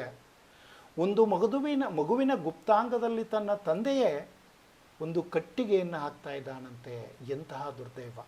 ಕಳೆದ ವಾರ ಒಬ್ಬ ತಂದೆ ಮಗು ನಿರಂತರವಾಗಿ ಮಲಬದ್ಧತೆಯಿಂದ ಬರಳುತ್ತಿದ್ದಂಥ ಸಮಯದಲ್ಲಿ, ನಿರಂತರವಾಗಿ ಮಲಮೂತ್ರ ವಿಸರ್ಜನೆ ಮಾಡುವಂಥ ಸಮಯದಲ್ಲಿ ಗುಪ್ತಾಂಗಕ್ಕೆ ಅಸಿಡನ್ನು ಹಾಕ್ತಾ ಇದ್ದಾನೆ ಅನ್ನೋದನ್ನು ಓದ್ತಾ ಇದ್ದೀವಿ. ಎಂಥ ಕ್ರೂರಿ ಜನಾಂಗ, ಕ್ರೂರಿ ತಂದೆ, ಕ್ರೂರಿ ಜನ ಇವತ್ತು ನಮ್ಮಲ್ಲಿ ಇದ್ದಾರೆ ಅನ್ನೋದನ್ನು ನೋಡ್ತಾ ಇದ್ದೀವಿ. ದುರ್ದೈವದ ಸಂಗತಿ. ಅದರ ಬಗ್ಗೆ ಹೆಚ್ಚು ಮಾತಾಡೋದು ಬೇಡ, ಯಾಕಂದರೆ ಅದು ಭಾಳ ಉದ್ದ ಆಗ್ತಾ ಇದೆ, ಅದಕ್ಕೆ ಭಾಳ ಸಮಯನೂ ಬೇಕಾಗ್ತಾ ಇದೆ. ಇಲ್ಲಿ ಇಷ್ಟನ್ನು ನಾವು ನೆನಪಿಟ್ಕೊಳ್ಬೋದು. ಮಕ್ಕಳು ಆರೋಗ್ಯಕರವಾಗಿ ಬೆಳೆಯುವ, ಶಾಂತಿಯುತವಾಗಿ ಮತ್ತು ಗೌರವಯುತವಾಗಿ ಬದುಕುವ ಹಕ್ಕನ್ನು ಹೊಂದಿದ್ದಾರೆ ಅನ್ನೋದನ್ನು ಭಾಳ ಮೂಲಭೂತವಾಗಿ ನಾವು ನೆನಪಿಟ್ಕೊಳ್ಬೇಕು. ಅವರ ಆರೋಗ್ಯ, ಅವರಿಗೆ ಶಾಂತಿಯುತ ಜೀವನ, ಅವರಿಗೆ ಗೌರವಯುತವಾದ ಜೀವನ ಭಾಳ ಮುಖ್ಯ ಅನ್ನೋದು ನಾವು ನೆನಪಿಟ್ಕೊಳ್ಬೇಕು. ಅದ್ರ ಜೊತೆಗೆ ಮಕ್ಕಳಿಗೆ ಕೆಲವು ಮೂಲಭೂತ ಅವಶ್ಯಕತೆಗಳಿದಾವೆ. ಅದು ಆಹಾರ ಇರ್ಬೋದು, ಆರೋಗ್ಯ ಇರ್ಬೋದು, ಶಿಕ್ಷಣ ಇರ್ಬೋದು. ಆಹಾರ, ಆರೋಗ್ಯ ಮತ್ತು ಶಿಕ್ಷಣ ಈ ಮೂರನ್ನು ಮಕ್ಕಳು ಪಡೆಯಬೇಕು. ಯಾರಿಂದ ಅನ್ನೋ ಪ್ರಶ್ನೆ ಬಂದಾಗ ಅವರು ಯಾರ ಮೇಲೆ ಅವಲಂಬಿತರಾಗಿದ್ದಾರೆ ಅವರಿಂದ. ಇಲ್ಲಿ ಪ್ರಶ್ನೆ ಬರ್ತಾ ಇದೆ ಯಾರಿಂದ ಅಂತೇಳಿ. ಇಲ್ಲಿ ಕೆಲವೊಂದು ಮಕ್ಕಳಿಗೆ ತಂದೆ ತಾಯಿಗಳಿಲ್ಲ, ಅವರು ಬೇರೆಯವರ ಮೇಲೆ ಅವಲಂಬಿತರಾಗಿದ್ದಾರೆ. ಯಾರ ಮೇಲೆ ಅವಲಂಬಿತರಾಗಿದ್ದಾರೆ ಅವರಿಂದ ಆಹಾರ, ಆರೋಗ್ಯ, ಶಿಕ್ಷಣವನ್ನು ಪಡೆಯುವ ಹಕ್ಕು ಮಕ್ಕಳಿಗಿದೆ ಅನ್ನೋದನ್ನು ನೆನಪಿಟ್ಕೊಳ್ಬೇಕು. ಇನ್ನು ಭಾರತದಲ್ಲಿ ಪೋಸ್ಕೋ ಕಾನೂನು, protection of children from sexual offences act 2012 ಅಡಿ ಮಕ್ಕಳನ್ನು ಲೈಂಗಿಕ ಶೋಷಣೆಯಿಂದ ರಕ್ಷಣೆ ಕೊಡುವ ಕಾನೂನನ್ನು ಮಾಡಿ ನಾವು ಅವರಿಗೆ ರಕ್ಷಣೆಯನ್ನು ನೀಡ್ತಾ ಇದ್ದೀವಿ. ಇಲ್ಲಿ ನೋಡ್ರಿ, ಒಂದು ನಾನು ಸ್ಲೈಡಲ್ಲಿ ನಿಮ್ಗೆ ಹೇಳ್ತಾ ಇದ್ದೀನಿ. Every child has a right to be respected. ಪ್ರತಿಯೊಂದು ಮಗುವಿಗೆ ಗೌರವವನ್ನು ಹೊಂದುವ ಹಕ್ಕಿದೆ. ರೈಟ್ ಟು ಡ್ರೀಮ್, ಕನಸು ಕಾಣುವ ಹಕ್ಕಿದೆ. Right to be loved and cared. ತನ್ನ ತಂದೆ ತಾಯಿ ಅಥವಾ ಹಿರಿಯರಿಂದ ಪ್ರೀತಿಸಿಕೊಳ್ಳುವಂತ ಕರಿಬೋದು ನಾವು. ಮತ್ತು ಅವರಿಂದ ಕೇರ್ಡ್ ಅಂದರೆ ಅವರು ಕಾಳಜಿ ತೆಗೆದುಕೊಳ್ಳುವುದು, ಅಂದರೆ ಕಾಳಜಿಯನ್ನು ತೆಗೆದುಕೊಳ್ಳುವುದು, ಅವರನ್ನು ಪ್ರೀತಿಸುವುದು ಅವರ ಪಾಲಕರ ಜವಾಬ್ದಾರಿ ಅಂತ ನಾವು ಹೇಳ್ಬೋದು. ಆ ಹಕ್ಕು ಮಕ್ಕಳಿಗಿದೆ ಅಂತ ನಾವು ಹೇಳ್ಬೋದು. ಇನ್ನು ಜೊತೆಗೆ the right to achieve their god given potential. ಪ್ರತಿಯೊಂದು ಮಗುವಿನಲ್ಲಿ ಒಂದು ವಿಶೇಷ ಸಾಮರ್ಥ್ಯ, ಶಕ್ತಿ ಇರ್ತಾ ಇದೆ. ಅದು ದೈವದತ್ತ ಕೊಡುಗೆ. ಅದನ್ನು ಅಚೀವ್ ಮಾಡುವುದು ಅಂದರೆ ಅದನ್ನು ತಲುಪುವ, ಆ ಗುರಿಯನ್ನು ತಲುಪುವ ಹಕ್ಕು ಅವರಿಗಿದೆ. ಎಲ್ಲಕ್ಕಿಂತ ಮುಖ್ಯವಾಗಿ ನಿರ್ಬಂಧನೆಗಳ ರಹಿತ ಪ್ರೀತಿಯನ್ನು ಹೊಂದುವ ಹಕ್ಕು ಮಕ್ಕಳಿಗಿದೆ ಅನ್ನೋದನ್ನು ನಾವುಗಳು ನೆನಪಿಟ್ಕೊಳ್ಬೇಕು. ಇಲ್ಲಿ ಒಂದು 3-4 ನಿಮಗೆ ಸಿಂಪಲಾಗಿ ಲಿಸ್ಟ್ ಮಾಡಿದ್ದೀನಿ. The right to association with both parents. ತಂದೆ ಮತ್ತು ತಾಯಿಯೊಂದಿಗೆ ಇರುವ ಹಕ್ಕಿದೆ, ಆಹಾರದ ಹಕ್ಕಿದೆ, ಶಿಕ್ಷಣದ ಹಕ್ಕಿದೆ, ಆರೋಗ್ಯದ ಹಕ್ಕಿದೆ, ರಾಷ್ಟ್ರೀಯತೆಯ ಹಕ್ಕು ಮಗುವಿಗೆ ಇದೆ ಅನ್ನೋದನ್ನು ನಾವುಗಳು ನೆನಪಿಟ್ಕೊಳ್ಬೇಕು. ಇಲ್ಲಿ ಒಂದಿಷ್ಟು ನಿಮಗೊಂದು ಚಿತ್ರದ ಮೂಲಕ ಮಕ್ಕಳಿಗಿರುವ ಹಕ್ಕುಗಳು ಮತ್ತು ಜವಾಬ್ದಾರಿಗಳ ಪಟ್ಟಿಯನ್ನು ನಾನು ಕೊಡ್ತಾ ಇದ್ದೀನಿ. You have the right to a safe environment. ಆರೋಗ್ಯಯುತವಾದ ಸುರಕ್ಷಿತವಾದ ವಾತಾವರಣವನ್ನು ಹೊಂದುವ ಹಕ್ಕು ನಿಮಗಿದೆ. ಆದರೆ ನೀವುಗಳು ಅದಕ್ಕೆ ಸಂಬಂಧಪಟ್ಟಂಥ ನಿಯಮಗಳನ್ನು ಪಾಲಿಸಬೇಕು. ರಕ್ಷಣಾ ನಿಯಮಗಳು ಅಂತ ಏನು ಕರಿತಿದೆ ಅವುಗಳನ್ನ ಪಾಲಿಸಬೇಕು. ಎರಡನೆಯದಾಗಿ ಮಕ್ಕಳಿಗೆ you have the right to voice your opinion. ನಿಮ್ಮ ಅಭಿಪ್ರಾಯಗಳನ್ನು ವ್ಯಕ್ತಪಡಿಸುವ ಹಕ್ಕು ನಿಮಗಿದೆ. ಆದರೆ ಬೇರೆಯವರ ವಿಚಾರಗಳನ್ನು ಗೌರವಿಸುವುದು ನಿಮ್ಮ ಜವಾಬ್ದಾರಿ. You have the right to use school books, materials and equipment. ಶಾಲೆಯ ಪುಸ್ತಕಗಳು, ಪರಿಕರಗಳು ಶಾಲೆಯ ಪುಸ್ತಕಗಳು ಮತ್ತು ಪರಿಕರಗಳು ಅಂತ ನಾವು ಹೇಳ್ಬೋದು. ಅದು ಜಾಮೆಟ್ರಿ ಬುಕ್ ಇರ್ಬೋದು, ಮ್ಯಾಪ್ ಇರ್ಬೋದು, ಪೆನ್ ಇರ್ಬೋದು, ಪೆನ್ಸಿಲ್ ಇರ್ಬೋದು, ಚಾಕ್ ಇರ್ಬೋದು. ಈ ಪರಿಕರಗಳು ಅಂತ ಏನು ಕರೀತಾ ಇದ್ದಾವೆ ಅವುಗಳನ್ನು ಬಳಸುವ ಹಕ್ಕು ನಿಮಗಿದೆ. ಆದರೆ ಅವೆಲ್ಲವುಗಳ ಕಾಳಜಿ ತೆಗೆದುಕೊಳ್ಳುವುದು ನಿಮ್ಮ ಜವಾಬ್ದಾರಿ. ತದನಂತರ you have the right to fair treatment. ಗೌರವಯುತವಾಗಿ ನಡೆಸಿಕೊಳ್ಳುವ ಹಕ್ಕು ನಿಮಗಿದೆ. ಅಂದರೆ ನಿಮ್ಮನ್ನು ಗೌರವಯುತವಾಗಿ ನಡೆಸಿಕೊಳ್ಳಬೇಕು, ನಿಮ್ಮನ್ನು ಗೌರವಯುತವಾಗಿ ನಡೆಸಿಕೊಳ್ಳಬೇಕು, ಆ ಹಕ್ಕು ನಿಮಗಿದೆ. ಆದರೆ ನೀವು ಅಷ್ಟೇ ಗೌರವಯುತವಾಗಿ ಇತರರನ್ನು ಕಾಣಬೇಕು. Next, you have the right to a good education. ಒಳ್ಳೆಯ ಶಿಕ್ಷಣವನ್ನು ಪಡೆಯುವ ಹಕ್ಕು ನಿಮಗಿದೆ. ಆದರೆ ಶಿಕ್ಷಣವನ್ನು ಪಡೆಯುವುದು ಅಂದರೆ ನಿಮಗೇನು ಶಿಕ್ಷಣ ಸಿಗ್ತಾ ಇದೆ ಅದನ್ನು ಸಮರ್ಪಕವಾಗಿ ಬಳಸಿಕೊಳ್ಳುವ ಜವಾಬ್ದಾರಿ ನಿಮಗಿದೆ ಅನ್ನುವುದನ್ನು ನೀವುಗಳು ನೆನಪಿಟ್ಕೊಳ್ಬೇಕು. ಇನ್ನು ಇಂಟರ್ನಲಿ ಡಿಸ್ಪ್ಲೇಸ್ಡ್ ಪರ್ಸನ್ಸ್, IDPs ಅಂತ ಬರ್ತಾ ಇದ್ದಾರೆ. ಹಂಗಂದರೆ ಯಾರು? ಕನ್ನಡದಲ್ಲಿ ಇವರಿಗೆ ಆಂತರಿಕವಾಗಿ ಸ್ಥಳಾಂತರಗೊಂಡ ವ್ಯಕ್ತಿಗಳು ಅಂತ ಕರೀತಾ ಇದ್ದೀವಿ.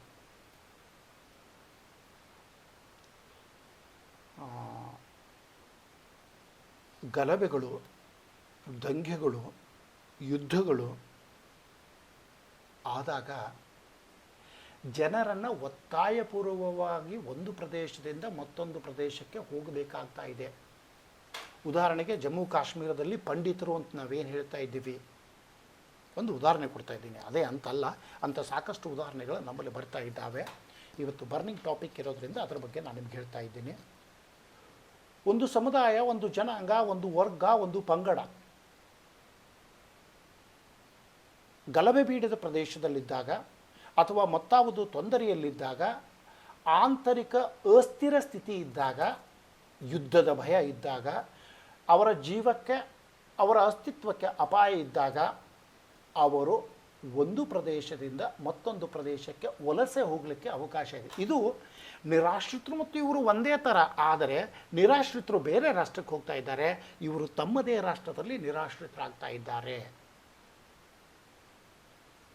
ಅಂದರೆ ತಾವು ತಮ್ಮ ನಿರ್ದಿಷ್ಟ ವಾಸಸ್ಥಳದಲ್ಲಿ ತೊಂದರೆಗೆ ಒಳಗಾದಾಗ ಆ ಸ್ಥಳವನ್ನು ಬಿಟ್ಟು ಮತ್ತೊಂದು ಸ್ಥಳಕ್ಕೆ ಇವರು ಹೋಗ್ತಾ ಇದ್ದಾರೆ. ಅವರಿಗೆ ಸಂಬಂಧಪಟ್ಟಂತೆ ಕೆಲವು ಹಕ್ಕುಗಳಿದ್ದಾವೆ. ಅಂದರೆ ಯಾವಾಗ ಅವರು ನಿರಾಶ್ರಿತರಂತೆ ಒಂದು ಸ್ಥಳದಿಂದ ಮತ್ತೊಂದು ಸ್ಥಳಕ್ಕೆ ಹೋಗ್ತಾ ಇದ್ದಾರೋ ಆವಾಗ ಸರ್ಕಾರ ಮತ್ತು ವ್ಯವಸ್ಥೆ ಅವರಿಗೆ ರಕ್ಷಣೆಯನ್ನು ನೀಡತಕ್ಕದ್ದು, ಅವರ ವಾಸಕ್ಕೆ ವ್ಯವಸ್ಥೆಯನ್ನು ಮಾಡತಕ್ಕದ್ದು, ಅವರ ಮಕ್ಕಳ ಶಿಕ್ಷಣಕ್ಕೆ ವ್ಯವಸ್ಥೆಯನ್ನು ಮಾಡತಕ್ಕದ್ದು, ಅವರ ಜೀವನೋಪಾಯಕ್ಕೆ ಸಂಬಂಧಪಟ್ಟಂತೆ ಅವರಿಗೆ ಕೆಲಸವನ್ನು ನೀಡುವುದಾಗಲಿ ಅಥವಾ ಮತ್ತಾವುದು ಸೌಲಭ್ಯವನ್ನು ನೀಡುವುದನ್ನಾಗಲಿ ಮಾಡತಕ್ಕದ್ದು. ಎಲ್ಲಿಯವರೆಗೆ ಅಂತಂದರೆ ಅವರು ಮರಳಿ ತಮ್ಮ ಮೂಲ ಸ್ಥಾನಕ್ಕೆ ಹೋಗುವವರೆಗೆ. ಅಂದರೆ ಆಂತರಿಕ ಗಲಭೆಗಳಿಂದಾಗಲಿ, ಯುದ್ಧದಿಂದಾಗಲಿ, ಅಶಾಂತಿಯಿಂದಾಗಲಿ ಇವರು ತಮ್ಮ ಸ್ಥಾನದಿಂದ ಮತ್ತೊಂದು ಸ್ಥಾನಕ್ಕೆ ಹೋದಾಗ ಅವರಿಗೆ ರಕ್ಷಣೆಯನ್ನು ಕೊಡುವುದು, ಅವರಿಗೆ ರಕ್ಷಣೆಯನ್ನು ನೀಡುವುದು ಸರ್ಕಾರ ಮತ್ತು ವ್ಯವಸ್ಥೆಯ ಜವಾಬ್ದಾರಿ ಅನ್ನೋದನ್ನು ನಾವು ನೆನಪಿಟ್ಟುಕೊಳ್ಬೇಕು ಎಲ್ಲ ರಾಷ್ಟ್ರದಲ್ಲಿ. ನೆಕ್ಸ್ಟ್, ಈ ಸ್ಟೇಟ್ಲೆಸ್ ಪರ್ಸನ್ಸ್ ಅಂತ ಬರ್ತಾ ಇದ್ದಾರೆ. Nationality and citizenship are fundamentally elements of human security ಅಂತ ಹೇಳ್ತಾ ಇದ್ದೀವಿ ನಾವು. ಮನುಷ್ಯ ಸುರಕ್ಷಿತ ಜೀವನವನ್ನು ಸಾಗಿಸಬೇಕಾದರೆ ಆತನಿಗೆ ರಾಷ್ಟ್ರೀಯತೆ ಬೇಕು, ಆತ ಒಂದು ರಾಷ್ಟ್ರದ ನಾಗರಿಕ ಆಗಿರಬೇಕು. ಅಂದರೆ ಆತನ ಐಡೆಂಟಿಟಿ ಅಥವಾ ಅಸ್ತಿತ್ವವನ್ನು ಗುರುತು ಹಿಡಿಯಲಿಕ್ಕೆ ಇದು ಬೇಕು. ನಾವು ಸಾಮಾನ್ಯವಾಗಿ ಹೇಳ್ತೀವಿ, ನಾನು ಭಾರತೀಯ, ನಾನು ಅಮೇರಿಕನ್, ನಾನು ಫ್ರೆಂಚ್, ನಾನು ಜಪನೀಸ್, ನಾನು ರಷ್ಯನ್, ಈ ರೀತಿ ಹೇಳ್ತಾ ಇದ್ದಾರೆ. ಅವರು ಆ ರಾಷ್ಟ್ರಕ್ಕೆ ಸೇರಿದವರು, ಆ ರಾಷ್ಟ್ರದ ನಾಗರಿಕ ಅನ್ನೋ ಕಾರಣಕ್ಕೆ ಅವ್ರು ಹೇಳ್ತಾ ಇದ್ದಾರೆ. ಆದರೆ ಕೆಲವು ಜನ ಇವತ್ತು ನಿರಾಶ್ರಿತರು ಅಂತ ಹೇಳ್ತಾ ಇದ್ದಾರೆ. ಈ ನಿರಾಶ್ರಿತರು ಯಾವುದೇ ರಾಷ್ಟ್ರಕ್ಕೆ ಸೇರಿದವರಾಗಿರೋದಿಲ್ಲ, ಅವರಿಗೆ ಕೆಲವು ಹಕ್ಕುಗಳನ್ನು ನೀಡಬೇಕಾಗ್ತಾ ಇದೆ. ಇವತ್ತು ಜಗತ್ತಿನಾದ್ಯಂತ ಸುಮಾರು 15 ಮಿಲಿಯನ್ ಈ ರಾಜ್ಯರಹಿತ ಅಂತ ಏನು ಹೇಳ್ತಾ ಇದ್ದೀವಿ, ಸ್ಟೇಟ್ಲೆಸ್ ಪರ್ಸನ್, ಸ್ಥಿತಿ ಇಲ್ಲದ ವ್ಯಕ್ತಿಗಳು ಅಂತ ಕನ್ನಡದಲ್ಲಿ ಹೇಳ್ತಾ ಇದ್ದಾರೆ. ಸುಮಾರು 15 ಮಿಲಿಯನ್ ಇಲ್ಲಿ ಇದ್ದಾರಂತೆ. ಇವರಿಗೆ ಕೆಲವು ಸೌಲಭ್ಯಗಳನ್ನು ನೀಡಬೇಕಾಗ್ತಾ ಇದೆ. ಅದರಲ್ಲಿ ಮುಖ್ಯವಾಗಿ ಅವು ಸ್ಟೇಟ್ಲೆಸ್ ಪರ್ಸನ್ಸ್ ಅಥವಾ ಇವರೇನು ಸ್ಥಿತಿ ಇಲ್ಲದ ವ್ಯಕ್ತಿಗಳು ಒಂದು ರಾಷ್ಟ್ರದಲ್ಲಿ ವಾಸವಾಗ್ತಾ ಇದ್ದಾರೆ, ಆ ಸಮಯದಲ್ಲಿ ಅಲ್ಲಿ ಏನಾದರೂ ಮಕ್ಕಳು ಜನಿಸಿದರೆ ಆ ಮಕ್ಕಳಿಗೆ ತಮ್ಮ ರಾಷ್ಟ್ರದ ನಾಗರಿಕತ್ವವನ್ನು ನೀಡಬೇಕು. ಈ ಸ್ಥಿತಿ ಇಲ್ಲದ ಮಹಿಳೆಯರು ಒಂದು ರಾಷ್ಟ್ರದ ವ್ಯಕ್ತಿಯನ್ನು ಮದುವೆಯಾದರೆ, ವಿವಾಹವಾದರೆ ಅವಳಿಗೆ ಆ ರಾಷ್ಟ್ರದ ನಾಗರಿಕತ್ವವನ್ನು ನೀಡಬೇಕು. ಇವು ಎರಡೂ ಬಹಳ ಮುಖ್ಯ. ಇವೆರಡೂ ಬಹಳ ಮುಖ್ಯ. ಯಾಕಂದರೆ ಅವರಿಗೆ ಸ್ಥಿತಿಯೇ ಇರುವುದಿಲ್ಲ, ಯಾವ ರಾಷ್ಟ್ರಕ್ಕೆ ಸೇರಿದವರು ಅನ್ನೋ ಅಸ್ತಿತ್ವವೇ ಇರುವುದಿಲ್ಲ. ಅದರ ಜೊತೆಗೆ ಮಾನವೀಯತೆಯ ದೃಷ್ಟಿಯಿಂದ ನಿರಾಶ್ರಿತರಿಗೆ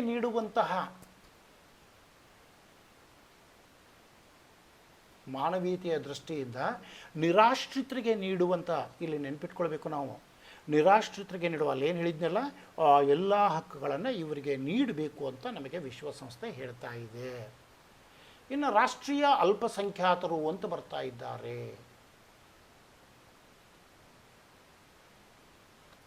ಇವರು ಯಾರು? ಭಾಷೆ, ಧರ್ಮ, ಸಂಸ್ಕೃತಿ ಇವುಗಳ ಆಧಾರದ ಮೇಲೆ ನಮ್ಮಲ್ಲಿ ಕೆಲವೊಂದಿಷ್ಟು ವರ್ಗಗಳು ಅದಾವೆ. ಅವರಿಗೆ ರಾಷ್ಟ್ರೀಯ ಅಲ್ಪಸಂಖ್ಯಾತರು ಅಂತ ನಾವು ಕರೀತಾ ಇದ್ದೀವಿ. ಇದು ಜೈನರು, ಪಾರ್ಸಿಗಳು, ಕ್ರಿಶ್ಚಿಯನ್ನರು, ಮುಸ್ಲಿಮರು, ಸಿಖ್ಖರು ಅಂತ ಹಿಂಗಲ್ಲ. ಅಂದರೆ ಒಂದು ಧರ್ಮ, ಒಂದು ಭಾಷೆ, ಒಂದು ಸಂಸ್ಕೃತಿಯಿಂದ ಅವರು ಐತಿಹಾಸಿಕವಾಗಿ ಅಲ್ಪಸಂಖ್ಯಾತರಾಗಿರ್ತಾ ಇದ್ದಾರೆ. ದುರ್ದೈವ ಅಂದರೆ ಅವರು ಬಹುಸಂಖ್ಯಾತರಿಂದ ಶೋಷಣೆಗೊಳಗಾಗ್ತಾ ಇದ್ದಾರೆ. ಅದಕ್ಕೆ ಅವರಿಂದ ಶೋಷಣೆಯನ್ನು ತಪ್ಪಿಸುವುದು, ಅವರ ಮೇಲೆ ಆಕ್ರಮಣವನ್ನು ಮಾಡಿಕೊಳ್ಳುವುದು, ಅವರ ಮೇಲೆ ದಾಳಿ ಮಾಡುವುದು, ಅವರನ್ನು ಇಲ್ಲದಂತೆ ಮಾಡುವುದು, ಇವುಗಳಿಂದ ತಪ್ಪಿಸುವುದಕ್ಕಾಗಿ ಅವರಿಗೆ ಕೆಲವು ರಕ್ಷಣಾತ್ಮಕ ಹಕ್ಕುಗಳು ಸಿಗ್ತಾ ಇದ್ದಾವೆ. ಅಂದರೆ ಈ ಅಲ್ಪಸಂಖ್ಯಾತರು ತಮ್ಮ ಸಂಸ್ಕೃತಿಯನ್ನು, ತಮ್ಮ ಭಾಷೆಯನ್ನು, ತಮ್ಮ ಗುಂಪನ್ನು, ತಮ್ಮ ಜನಾಂಗವನ್ನು ರಕ್ಷಿಸುವ ಹಕ್ಕನ್ನು ಮೊದಲು ಹೊಂದಿದ್ದಾರೆ. ಅವರಿಗೆ ಇರುವ ಭೂಮಿ, ಏನಾದರೂ ಅವರು ಭೂಮಿಯನ್ನು ಹೊಂದಿದರೆ ಆ ಆಸ್ತಿಯನ್ನು ರಕ್ಷಿಸುವ ಹಕ್ಕು ಅವರಿಗಿದೆ. ಅವರು ತಾವು ವಾಸಿಸುವ ಈ ಸಾಮಾನ್ಯವಾಗಿ ಏನಾದರೂ ಗುಡ್ಡಗಾಡು ಪ್ರದೇಶಗಳಲ್ಲಿ ವಾಸಿಸ್ತಾ ಇದ್ದರೆ, ಆದಿವಾಸಿಗಳಾಗಿ ವಾಸಿಸ್ತಾ ಇದ್ದರೆ, ಯಾವ ಪ್ರದೇಶದಲ್ಲಿ ವಾಸಿಸ್ತಾ ಇದ್ದಾರೆ ಅದರಿಂದ ಅವರನ್ನು ಒಕ್ಕಲು ಎಬ್ಬಿಸತಕ್ಕದ್ದಲ್ಲ. ಅಂದರೆ ಅಲ್ಲಿ ಅವರಿಗೆ ವಾಸ ಮಾಡಲಿಕ್ಕೆ ಅವಕಾಶ ಮಾಡಿಕೊಡಬೇಕು ಅಂತ ಹೇಳ್ತಾ ಇದ್ದಾರೆ. ಅವರ ಅಸ್ತಿತ್ವಕ್ಕೆ ಧಕ್ಕೆಯಾಗದಂತೆ ನೋಡಿಕೊಳ್ಳುವುದು ಸರ್ಕಾರದ ಜವಾಬ್ದಾರಿ. ಅಂದರೆ ಅವರ ಅಸ್ತಿತ್ವವನ್ನು ಕಾಪಾಡಬೇಕು, ಅವರ ಸಂಸ್ಕೃತಿಯನ್ನು ಕಾಪಾಡಬೇಕು, ಅವರ ಭಾಷೆಯನ್ನು ಕಾಪಾಡಬೇಕು. ಒಟ್ಟಿನಲ್ಲಿ ಜಗತ್ತಿನಾದ್ಯಂತ ಈ ಜನಾಂಗವನ್ನು, ಅಂದರೆ ರಾಷ್ಟ್ರೀಯ ಅಲ್ಪಸಂಖ್ಯಾತರನ್ನು ಕಾಪಾಡುವುದು ಸರ್ಕಾರ ಮತ್ತು ವ್ಯವಸ್ಥೆಯ ಜವಾಬ್ದಾರಿ. ಇನ್ನು ಇಂಡಿಜಿನಿಯಸ್ ಅಂದರೆ ಸ್ಥಳೀಯರು ಅಂತ ಬರ್ತಾ ಇದ್ದಾರೆ. ಈ ಸ್ಥಳೀಯರು ಅಲ್ಪಸಂಖ್ಯಾತರಂತೆಯೇ ಅಂತ ಹೇಳ್ಬೋದು. ಇಲ್ಲಿ ನೋಡ್ರಿ, ನಾನು ಇಲ್ಲೊಂದಿಷ್ಟು ಉದಾಹರಣೆಯನ್ನು ಕೊಟ್ಟಿದ್ದೆ ನಿಮಗೆ. ಗೊಟೆಮಾಲಾದಲ್ಲಿ ಮಾಯಾಸ್ ಅಂತ ಬರ್ತಾ ಇದ್ದಾರೆ, ತಾಂಜಾನಿಯಾದಲ್ಲಿ ಮಸಾಯಿಸ್ ಅಂತ ಬರ್ತಾ ಇದ್ದಾರೆ, ಭಾರತದಲ್ಲಿ ನಾಗಾಸ್ ಬರ್ತಾ ಇದ್ದಾರೆ. ದ್ವಿತೀಯ ಮಹಾಯುದ್ಧದ ನಂತರ ಇವರು ಚರ್ಚೆಗೆ ಬಂದಂತಹ ವ್ಯಕ್ತಿಗಳು. ಅವರಿಗೂ ಕೂಡ ತಮ್ಮದೇ ಆದ ಒಂದು ಸಂಸ್ಕೃತಿ, ತಮ್ಮದೇ ಆದ ಒಂದು ಧರ್ಮ, ತಮ್ಮದೇ ಆದ ಒಂದು ಪದ್ಧತಿ, ರೂಢಿ, ಸಾಮಾಜಿಕ ಮತ್ತು ಆರ್ಥಿಕ ಆಚರಣೆಗಳು ಇರ್ತಾ ಇದ್ದಾವೆ. ನೆನಪಿಟ್ಕೊಳ್ರಿ, ಅವರ ಸಾಮಾಜಿಕ ಮತ್ತು ಆರ್ಥಿಕ ಆಚರಣೆಗಳನ್ನ ರಕ್ಷಣೆ ಮಾಡಲಿಕ್ಕೆ ಅವಕಾಶ ಮಾಡಿಕೊಡಬೇಕು. ಅವರ ರೂಢಿ ಮತ್ತು ಪದ್ಧತಿಗಳನ್ನು ಕಾಪಾಡಿಕೊಂಡು ಹೋಗಲಿಕ್ಕೆ ಅವಕಾಶ ಮಾಡಿಕೊಡಬೇಕು. ಅವರ ಸಂಸ್ಕೃತಿ ಮತ್ತು ಅವರ ಧರ್ಮವನ್ನು ಕಾಪಾಡಲಿಕ್ಕೆ, ಬಾಳಲಿಕ್ಕೆ, ಬದುಕಲಿಕ್ಕೆ, ಬೆಳೆಸಲಿಕ್ಕೆ ಅವಕಾಶ ಮಾಡಿಕೊಡಬೇಕು. ಇವತ್ತು ಸುಮಾರು ಜಗತ್ತಿನಾದ್ಯಂತ ಒಂದು 5,000 ಜನ ಇಂಥವರದಾರ. 5,000 ಇಂಥ ಸಮುದಾಯಗಳದಾವಂತೆ. 370 ಮಿಲಿಯನ್ ಜನ 70 ರಾಷ್ಟ್ರಗಳಲ್ಲಿದ್ದಾರೆ ಅಂತ ಅಂಕಿ ಸಂಖ್ಯೆ ಸಿಗ್ತಾ ಇದೆ ನಮಗೆ. 70 ರಾಷ್ಟ್ರಗಳಲ್ಲಿ 370 ಮಿಲಿಯನ್ ಜನ, 5,000 ಇಂತಹ ಸ್ಥಳೀಯರು ಇದ್ದಾರೆ. 5,000 ಸ್ಥಳೀಯ ಜನಾಂಗಗಳು ಅವೇ ಅನ್ನುವ ಒಂದು ಅಂಕಿ ಸಂಖ್ಯೆ ನಮಗೆ ಸಿಗುತ್ತಾ ಇದೆ. Next, migrant workers. ಈ ಕೋವಿಡ್-19 ಸಮಯದಲ್ಲಿ ಇದು ಬಹಳ ಚರ್ಚೆಗೆ ಬಂದಂಥ ವಿಷಯ. ಇವತ್ತು ಒಂದು ಪ್ರದೇಶದಿಂದ ಮತ್ತೊಂದು ಪ್ರದೇಶಕ್ಕೆ ಕೆಲಸವನ್ನು ಅರಸಿ ಹೋಗುವ ಜನ, ಅವರನ್ನು ರೆಫ್ಯೂಜಿ ಅಂತ ಕರೆಯೋದಿಲ್ಲ, ನಾವು ಮೈಗ್ರೆಂಟ್ ವರ್ಕರ್ಸ್ ಅಂತ ಕರೀತಾ ಇದ್ದೀವಿ. ಇವರಿಗೆ ತಮ್ಮದೇ ಆದ ನಾನು ಭಾಳ ಡೀಟೇಲ್ ಅದರ ಬಗ್ಗೆ ಹೋಗೋದಿಲ್ಲ. ಈ ದುರ್ದೈವ ಏನಂತಂದರೆ, ಇವರನ್ನು ಗುಲಾಮರನ್ನಾಗಿ ನಡೆಸ್ಕೊಳ್ತಾ ಇದ್ದಾರೆ. ಇವರಿಂದ ಒತ್ತಾಯಪೂರ್ವಕವಾಗಿ ಕೆಲಸವನ್ನು ಮಾಡ್ಕೊಳ್ತಾ ಇದ್ದಾರೆ. ಇವರಿಗೆ ನ್ಯಾಯ ಸಿಗೋದಿಲ್ಲ. ಇವರನ್ನು ಭಯದ ವಾತಾವರಣದಲ್ಲಿ ಇಡ್ತಾ ಇದ್ದಾರೆ. ಇವರ ಮೇಲೆ ನಿರಂತರವಾಗಿ ದಬ್ಬಾಳಿಕೆ ಮತ್ತು ಶೋಷಣೆ ನಡೀತಾ ಇದೆ. ಅವರಿಗೆ ಸಿಗಬೇಕಾದ, ಅವರು ಮಾಡಿದ ಕೆಲಸಕ್ಕೆ ಸಿಗಬೇಕಾದ ಸಂಬಳವನ್ನು ನೀಡೋದಿಲ್ಲ. ಈ ಎಲ್ಲ ಕಾರಣಗಳಿಗಾಗಿ ಅವರು ಆತಂಕಕ್ಕೆ ಒಳಗಾಗಿರ್ತಾರೆ. ಆ ಕಾರಣಕ್ಕಾಗಿ ಈ ಮೈಗ್ರೆಂಟ್ ವರ್ಕರ್ಸ್ ಒಂದು ಪ್ರದೇಶದಿಂದ ಮತ್ತೊಂದು ಪ್ರದೇಶಕ್ಕೆ ಕೆಲಸವನ್ನು ಅರಸುತ್ತಾ ಹೋಗುವಂಥ ಏನು ಜನ ಇದ್ದಾರೆ, ಇವರಿಗೆ ರಕ್ಷಣೆಯನ್ನು ನೀಡಬೇಕಾಗ್ತಾ ಇದೆ. ಅವರನ್ನು ಶೋಷಣೆಯಿಂದ ರಕ್ಷಣೆ ಮಾಡಬೇಕು, ಅವರಿಗೆ ನ್ಯಾಯವನ್ನು ಒದಗಿಸಬೇಕು, ಅವರನ್ನು ಗುಲಾಮಗಿರಿಯಿಂದ ಮುಕ್ತಗೊಳಿಸಬೇಕು. ಜೊತೆಗೆ ಅವರುಗಳಿಗೆ ಗೌರವಯುತವಾದ ಸಂಭಾವನೆಯನ್ನು ನೀಡಬೇಕು. ಅವರ ಆರೋಗ್ಯದ ಬಗ್ಗೆ ಕಾಳಜಿ ವಹಿಸಬೇಕು. ಅವರು ಮನುಷ್ಯರು ಬದುಕುವಂತಹ ಪರಿಸ್ಥಿತಿಯಲ್ಲಿ ಮತ್ತು ಪರಿಸರದಲ್ಲಿ ಬಾಳಲಿಕ್ಕೆ ಅವಕಾಶ ಮಾಡಿಕೊಡಬೇಕು. ಜೊತೆಗೆ ಅವರ ಮಕ್ಕಳಿಗೆ ಶೈಕ್ಷಣಿಕ ವ್ಯವಸ್ಥೆಯನ್ನು ಮಾಡಿಕೊಡಬೇಕು. ಬಹುಶಃ ಇವತ್ತು ನೀವು ಓದಿರಬೇಕು ಪತ್ರಿಕೆಗಳಲ್ಲಿ, ಮಹಾರಾಷ್ಟ್ರದಲ್ಲಿ ಈ ಸಕ್ಕರೆ ಕಾರ್ಖಾನೆಗಳ ಸೀಸನ್ನಲ್ಲಿ ಏನು ಮೈಗ್ರೆಂಟ್ ವರ್ಕರ್ಸ್ ಬರ್ತಾ ಇದ್ದಾರೆ, ಅಲೆಮಾರಿ ಕೆಲಸಗಾರರು ಬರ್ತಾ ಇದ್ದಾರೆ, ಅವರ ಮಕ್ಕಳ ಶಿಕ್ಷಣಕ್ಕೆ ಟೆಂಟ್ ಶಾಲೆಗಳನ್ನು ಸ್ಥಾಪನೆ ಮಾಡಿದ್ದನ್ನು ನಾವು ಕಾಣ್ತೀವಿ. ಕರ್ನಾಟಕದಲ್ಲಿ ಕೆಲವು ಭಾಗದಲ್ಲಿ ಕಾಣ್ತಾ ಇದ್ದೀವಿ. ಈ ಟೆಂಟ್ ಶಾಲೆಗಳ ಮೂಲಕ ಅವರ ಮಕ್ಕಳಿಗೆ ಶಿಕ್ಷಣವನ್ನು ಕೊಡುವುದು, ಇವೆಲ್ಲವೂ ಅವರಿಗೆ ಸಂಬಂಧಪಟ್ಟ ಹಕ್ಕುಗಳಂತ ನಾವುಗಳು ಹೇಳಬಹುದಾಗಿದೆ. ಇನ್ನು ಅಂಗವಿಕಲರು, ಬಹುಶಃ ಇದ್ರ ಬಗ್ಗೆ ಜಾಸ್ತಿ ಹೇಳೋ ಅವಶ್ಯಕತೆ ನಿಮಗಿಲ್ಲ ಅನ್ನಿಸ್ತಾ ಇದೆ. ಈ ಅಂಗವಿಕಲರನ್ನು ಬೇರೆ ಬೇರೆ ಹೆಸರಿನಿಂದ ನಾವು ಇವತ್ತು ಕರೀತಾ ಇದ್ದೀವಿ. ಡಿಸೇಬಲ್ಡ್ ಪರ್ಸನ್ಸ್ ಅಂತ ಕರೀತಾ ಇದ್ದೀವಿ. ಇವತ್ತು ನರೇಂದ್ರ ಮೋದಿಯವರು ಅದಕ್ಕೆ ಒಂದು ಹೊಸ ಶಬ್ದವನ್ನೇ ನೀಡ್ತಾ ಇದ್ದಾರೆ.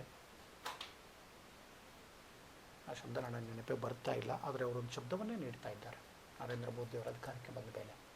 ಈ ಅಂಗವಿಕಲರಿಗೆ ವಿಶೇಷವಾದ ಹಕ್ಕುಗಳಿದ್ದಾವೆ. ಅವರಿಗೆ ಆರ್ಥಿಕ, ಸಾಮಾಜಿಕ ಮತ್ತು ಸಾಂಸ್ಕೃತಿಕ ಹಕ್ಕುಗಳಿದ್ದಾವೆ. ಅವರಿಗೆ ವಸತಿಯನ್ನು ಹೊಂದುವ ಹಕ್ಕಿದೆ.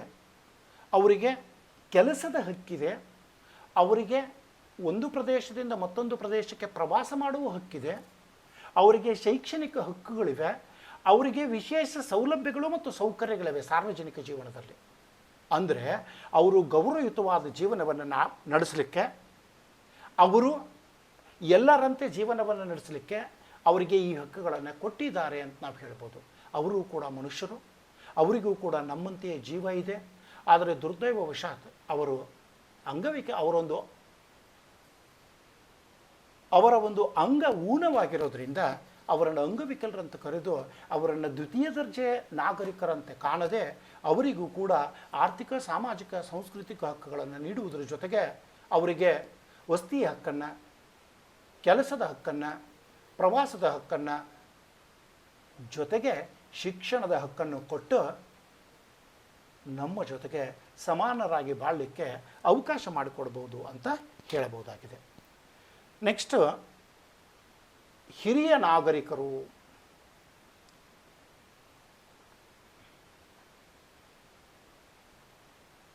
ಈ ಹಿರಿಯ ನಾಗರಿಕರ ಬಗ್ಗೆ ಮಾತಾಡಬೇಕಾದ್ರೆ ಬಹಳ ಬೇಜಾರಾಗ್ತಾ ಇದೆ. ಇವತ್ತು ತಂದೆ ತಾಯಿಯನ್ನು, ಇವತ್ತು ನಾನು ಇವತ್ತು ವಿಡಿಯೋ ಮಾಡ್ತಾ ಇದ್ದಿದ್ದು ವಿಶ್ವ ಅಪ್ಪಂದಿರ ದಿನ, ಫಾದರ್ಸ್ ಡೇ ಅಂತ ಹೇಳ್ತಾ ಇದ್ದೀವಿ. ಆದರೆ ಎಷ್ಟು ಜನ ಮಕ್ಕಳು ತಮ್ಮ ತಂದೆ ತಾಯಿಗಳನ್ನು ಗೌರವಯುತವಾಗಿ ಕಾಣ್ತಾ ಇದ್ದಾರೆ ಅನ್ನೋದ್ರ ಬಗ್ಗೆ ನಾವು ನೆನಪಿಟ್ಕೊಳ್ಬೇಕು. ಯಾರು ತಮ್ಮ ತಂದೆ ತಾಯಿಯನ್ನು ಗೌರವದಿಂದ ಕಾಣುವುದಿಲ್ಲವೋ, ಯಾರು ತಮ್ಮ ತಂದೆ ತಾಯಿಯನ್ನು ಗೌರವಿಸುವುದಿಲ್ಲವೋ ಅವರಿಗೆ ಎಂದೂ ಕ್ಷಮೆ ಇಲ್ಲ ಅನ್ನೋದನ್ನು ನಾವು ನೆನಪಿಟ್ಕೊಳ್ಬೇಕು. ನಾನಿಲ್ಲಿ ಅಂಕಿ ಸಂಖ್ಯೆಗಳ ಬಗ್ಗೆ ಮಾತಾಡೋದಿಲ್ಲ, ಯಾಕಂದರೆ ಅದು ಬಹಳ ದೊಡ್ಡ ವಿಷಯ ಆಗ್ತಾ ಇದೆ. ಆದರೆ ಒಂದು ಮಾತನ್ನು ನನ್ನೆಲ್ಲ ವಿದ್ಯಾರ್ಥಿ ಮಿತ್ರರಲ್ಲಿ ನಾನು ಅತ್ಯಂತ ಕಳಕಳಿಯಿಂದ ಮಾಡಿಕೊಳ್ಳುವ ಮನವಿ ಏನಪ್ಪ ಅಂತಂದರೆ, ನೀವು ಚಿಕ್ಕವರಿದ್ದಾಗ ನಿಮಗೆ ಮಾತನಾಡಲು ಬರದೇ ಇರುವಂಥ ಸಮಯದಲ್ಲಿ, ನಿಮಗೆ ನಡೆಯಲು ಬರದೇ ಇದ್ದಂಥ ಸಮಯದಲ್ಲಿ, ನಿಮಗೆ ಊಟ ಮಾಡಲು ಬರದೇ ಇದ್ದಂಥ ಸಮಯದಲ್ಲಿ ನಿಮ್ಮನ್ನು ಕೈ ಹಿಡಿದು ನಡೆಸಿ, ಮಾತನಾಡಿಸಿ, ಊಟ ಮಾಡಿಸಿ ನಿಮ್ಮನ್ನು ದೊಡ್ಡವರನ್ನಾಗಿ ಮಾಡಿದ ತಂದೆ ತಾಯಿಗಳು ಇವತ್ತು ಹಿರಿಯ ನಾಗರಿಕರಾಗಿದ್ದಾರೆ. ಅವರಿಗೆ ನಡೆಯುವಾಗ ಇವತ್ತು ಬ್ಯಾಲೆನ್ಸ್ ಉಳಿತಾ ಇಲ್ಲ, ಅವರಿಗೆ ಆಹಾರವನ್ನು ಸೇವಿಸುವಂಥ ಸಮಯದಲ್ಲಿ ಬ್ಯಾಲೆನ್ಸ್ ಉಳಿತಾ ಇಲ್ಲ, ಮಾತನಾಡುವ ಸಮಯದಲ್ಲಿ ತೊದಲ್ತಾ ಇದ್ದಾರೆ. ಅವರನ್ನು ರಕ್ಷಿಸುವ ಹಕ್ಕು ಪ್ರತಿಯೊಬ್ಬರದು. ಇಲ್ಲಿ ನಾನು ಕಾನೂನಿನ ಬಗ್ಗೆ ಮಾತಾಡೋದಿಲ್ಲ, ಹಕ್ಕಿನ ಬಗ್ಗೆ ಮಾತಾಡೋದಿಲ್ಲ. ನನ್ನ ಜವಾಬ್ದಾರಿ ಮಾನವೀಯತೆಯ ದೃಷ್ಟಿಯಿಂದ, ನೈತಿಕತೆಯ ದೃಷ್ಟಿಯಿಂದ ಇದನ್ನು ಮಾಡಲೇಬೇಕು. ಇದನ್ನು ನನ್ನ ವಿದ್ಯಾರ್ಥಿಗಳು ನೆನಪಿಟ್ಕೊಳ್ಬೇಕು. ಅದರ ಜೊತೆಗೆ ಒಂದು ಮಾತನ್ನು ಇಲ್ಲಿ ಹೇಳ್ತೀನಿ, ಕಾನೂನು ಅವ್ರಿಗಿರುವ ಹಕ್ಕನ್ನು ನೀವು ನಿಮ್ಮ ತಂದೆ ತಾಯಿಗಳನ್ನು ಗೌರವಯುತವಾಗಿ ಕಾಣದೇ ಹೋದರೆ ಅವರಿಗೆ ನೀಡಬೇಕಾದ ಸೌಕರ್ಯಗಳನ್ನು, ಸೌಲಭ್ಯಗಳನ್ನು, ಅದು ವೈದ್ಯಕೀಯ ಸೌಲಭ್ಯ ಇರ್ಬೋದು, ಅಥವಾ ಅವರಿಗೆ ನೀಡುವ ಆಹಾರ ಇರ್ಬೋದು, ಅಥವಾ ಅವರ ಆರೋಗ್ಯ ಇರ್ಬೋದು, ಅಥವಾ ಅವರಿಗೆ ನೀಡುವ ಹಣಕಾಸು ನೆರವಿರ್ಬೋದು, ಇವುಗಳನ್ನು ನೀವು ನೀಡದೇ ಹೋದರೆ ಅವರ ಆಸ್ತಿಯಲ್ಲಿ ನಿಮಗೆ ಯಾವುದೇ ಹಕ್ಕಿಲ್ಲ ಅನ್ನೋದನ್ನು ನೀವು ನೆನಪಿಟ್ಕೊಳ್ಳಿ. ಭಾರತ ಸರ್ಕಾರಕ್ಕೆ ಸಂಬಂಧಪಟ್ಟಂತೆ ಕಾನೂನನ್ನು ಮಾಡಿದೆ ಅನ್ನೋದು ನೀವು ನೆನಪಿಟ್ಕೊಳ್ಬೇಕು. ಅದಕ್ಕೆ ಸಂಬಂಧಪಟ್ಟಂತೆ ನಿಮಗೆ ಯಾವುದೇ ಹಕ್ಕಿಲ್ಲ ಅನ್ನೋದನ್ನು ನೀವು ನೆನಪಿಟ್ಕೊಳ್ಬೇಕು. ಆ ನಿಟ್ಟಿನಲ್ಲಿ ವಿದ್ಯಾರ್ಥಿ ಮಿತ್ರರೇ, ಹಿರಿಯರನ್ನು ಗೌರವದಿಂದ ಕಾಣಿ, ಅವರ ಆರೋಗ್ಯದ ಕಡೆಗೆ ಕಾಳಜಿ ವಹಿಸಿ, ಅವರಿಗೆ ಸಹಾಯ ಬೇಕಾದಾಗ ಸಹಾಯ ಮಾಡುವುದು ನಿಮ್ಮ ಕರ್ತವ್ಯ, ಅವರಿಗೆ ಆಹಾರವನ್ನು ನೀಡುವುದು ನಿಮ್ಮ ಕರ್ತವ್ಯ. ಮಕ್ಕಳಿಂದ ಇದನ್ನು ಪಡೆದುಕೊಳ್ಳುವುದು ಅವರ ಹಕ್ಕು ಅನ್ನೋದನ್ನು ನೆನಪಿಟ್ಕೊಳ್ಬೇಕು. ಮಕ್ಕಳಿಂದ ಇದನ್ನು ಪಡೆದುಕೊಳ್ಳುವುದು ಅವರ ಹಕ್ಕು ಅನ್ನೋದನ್ನು ನೆನಪಿಟ್ಕೊಳ್ಬೇಕು.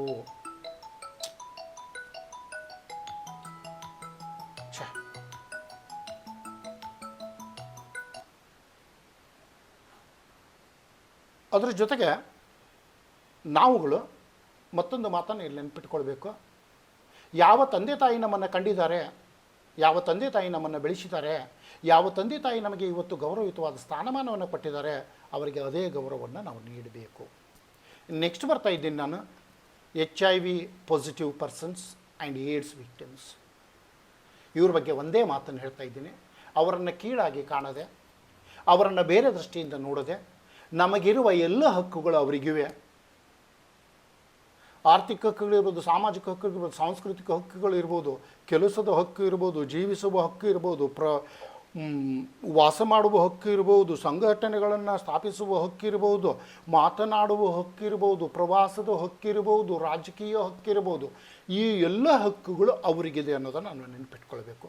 ಅವರನ್ನು ಸಮಾನ ದೃಷ್ಟಿಕೋನದಿಂದ ಕಾಣುವುದು ಪ್ರತಿಯೊಬ್ಬರ ಜವಾಬ್ದಾರಿ ಮತ್ತು ಕರ್ತವ್ಯ ಅನ್ನೋದನ್ನು ನೀವು ನೆನಪಿಟ್ಕೊಳ್ಬೇಕು. ಇನ್ನು ರೋಮಾ, ಜಿಪ್ಸಿ, ಸಿಂತಿ ಅಂತ ಸಮುದಾಯಗಳು ಬರ್ತಾ ಇದ್ದಾವೆ. ಅವರಿಗೂ ಕೂಡ ನಮ್ಮದೇ ರೀತಿಯಲ್ಲಿ ಹಕ್ಕುಗಳಿದಾವೆ ಅನ್ನೋದನ್ನು ನಾವು ನೆನಪಿಟ್ಕೊಳ್ಬೇಕು. ಜೊತೆಗೆ ಲೆಸ್ಬಿಯನ್, ಗೇ, ಬೈಸೆಕ್ಸುವಲ್ ಆ್ಯಂಡ್ ಟ್ರಾನ್ಸ್ಜೆಂಡರ್ ಪರ್ಸನ್ಸ್ ಅಂತ ಬರ್ತಾ ಇದ್ದಾರೆ.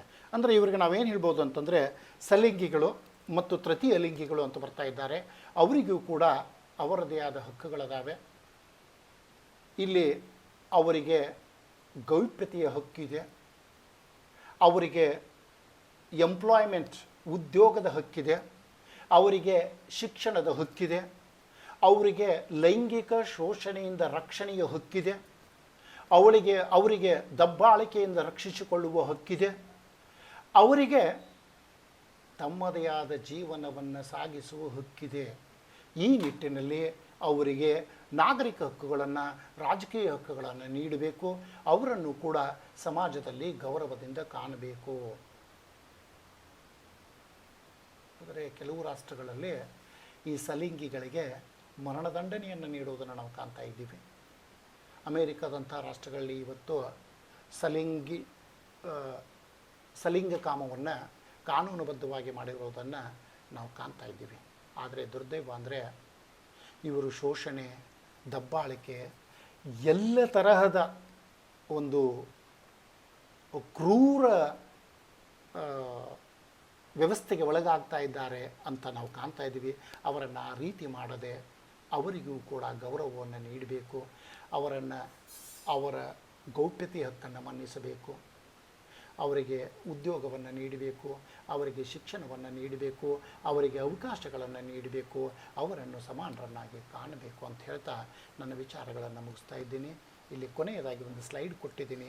ಎಲ್ಲಿಯಾದರೂ ಮಾನವ ಹಕ್ಕುಗಳ ಉಲ್ಲಂಘನೆಯಾದರೆ ಈ 2 ಅಡ್ರೆಸ್ ಏನು ಕೊಟ್ಟಿದ್ದೀನಿ, ಈ ಅಡ್ರೆಸ್ಗಳನ್ನು ಬಳಸಿ ನೀವುಗಳು ಪತ್ರದ ಮೂಲಕವಾಗಲಿ ಇಮೇಲ್ ಮೂಲಕವಾಗಲಿ ಅವರಿಗೆ ತಿಳಿಸಿದರೆ ಮಾನವ ಹಕ್ಕುಗಳ ರಕ್ಷಣೆಗೆ ಅವರು ಬರ್ತಾ ಇದ್ದಾರೆ ಅಂತ ಹೇಳ್ತಾ ಎಲ್ರಿಗೂ ನಮಸ್ಕಾರಗಳು, ವಂದನೆಗಳು. ಎಲ್ಲರಿಗೂ ವಂದನೆಗಳು. ಈ ಕೊನೆಯ ಸ್ಲೈಡನ್ನು ಸ್ವಲ್ಪ ಸೀರಿಯಸ್ ಆಗಿ ನೀವು ನೋಡಿಕೊಂಡ್ರೆ ಒಳ್ಳೆಯದಾಗ್ತಾ ಇದೆ ಅಂಥೇಳಿ, ಅದರದುಂಡೇಶ್ ಎಲ್ರಿಗೂ ಒಳ್ಳೆಯದು ಮಾಡಲಿ ಅಂಥೇಳಿ ನನ್ನ ವಿಚಾರಗಳನ್ನ ಮುಗಿಸ್ತಾ ಇದ್ದೀನಿ. ಎಲ್ರಿಗೂ ವಂದನೆಗಳು.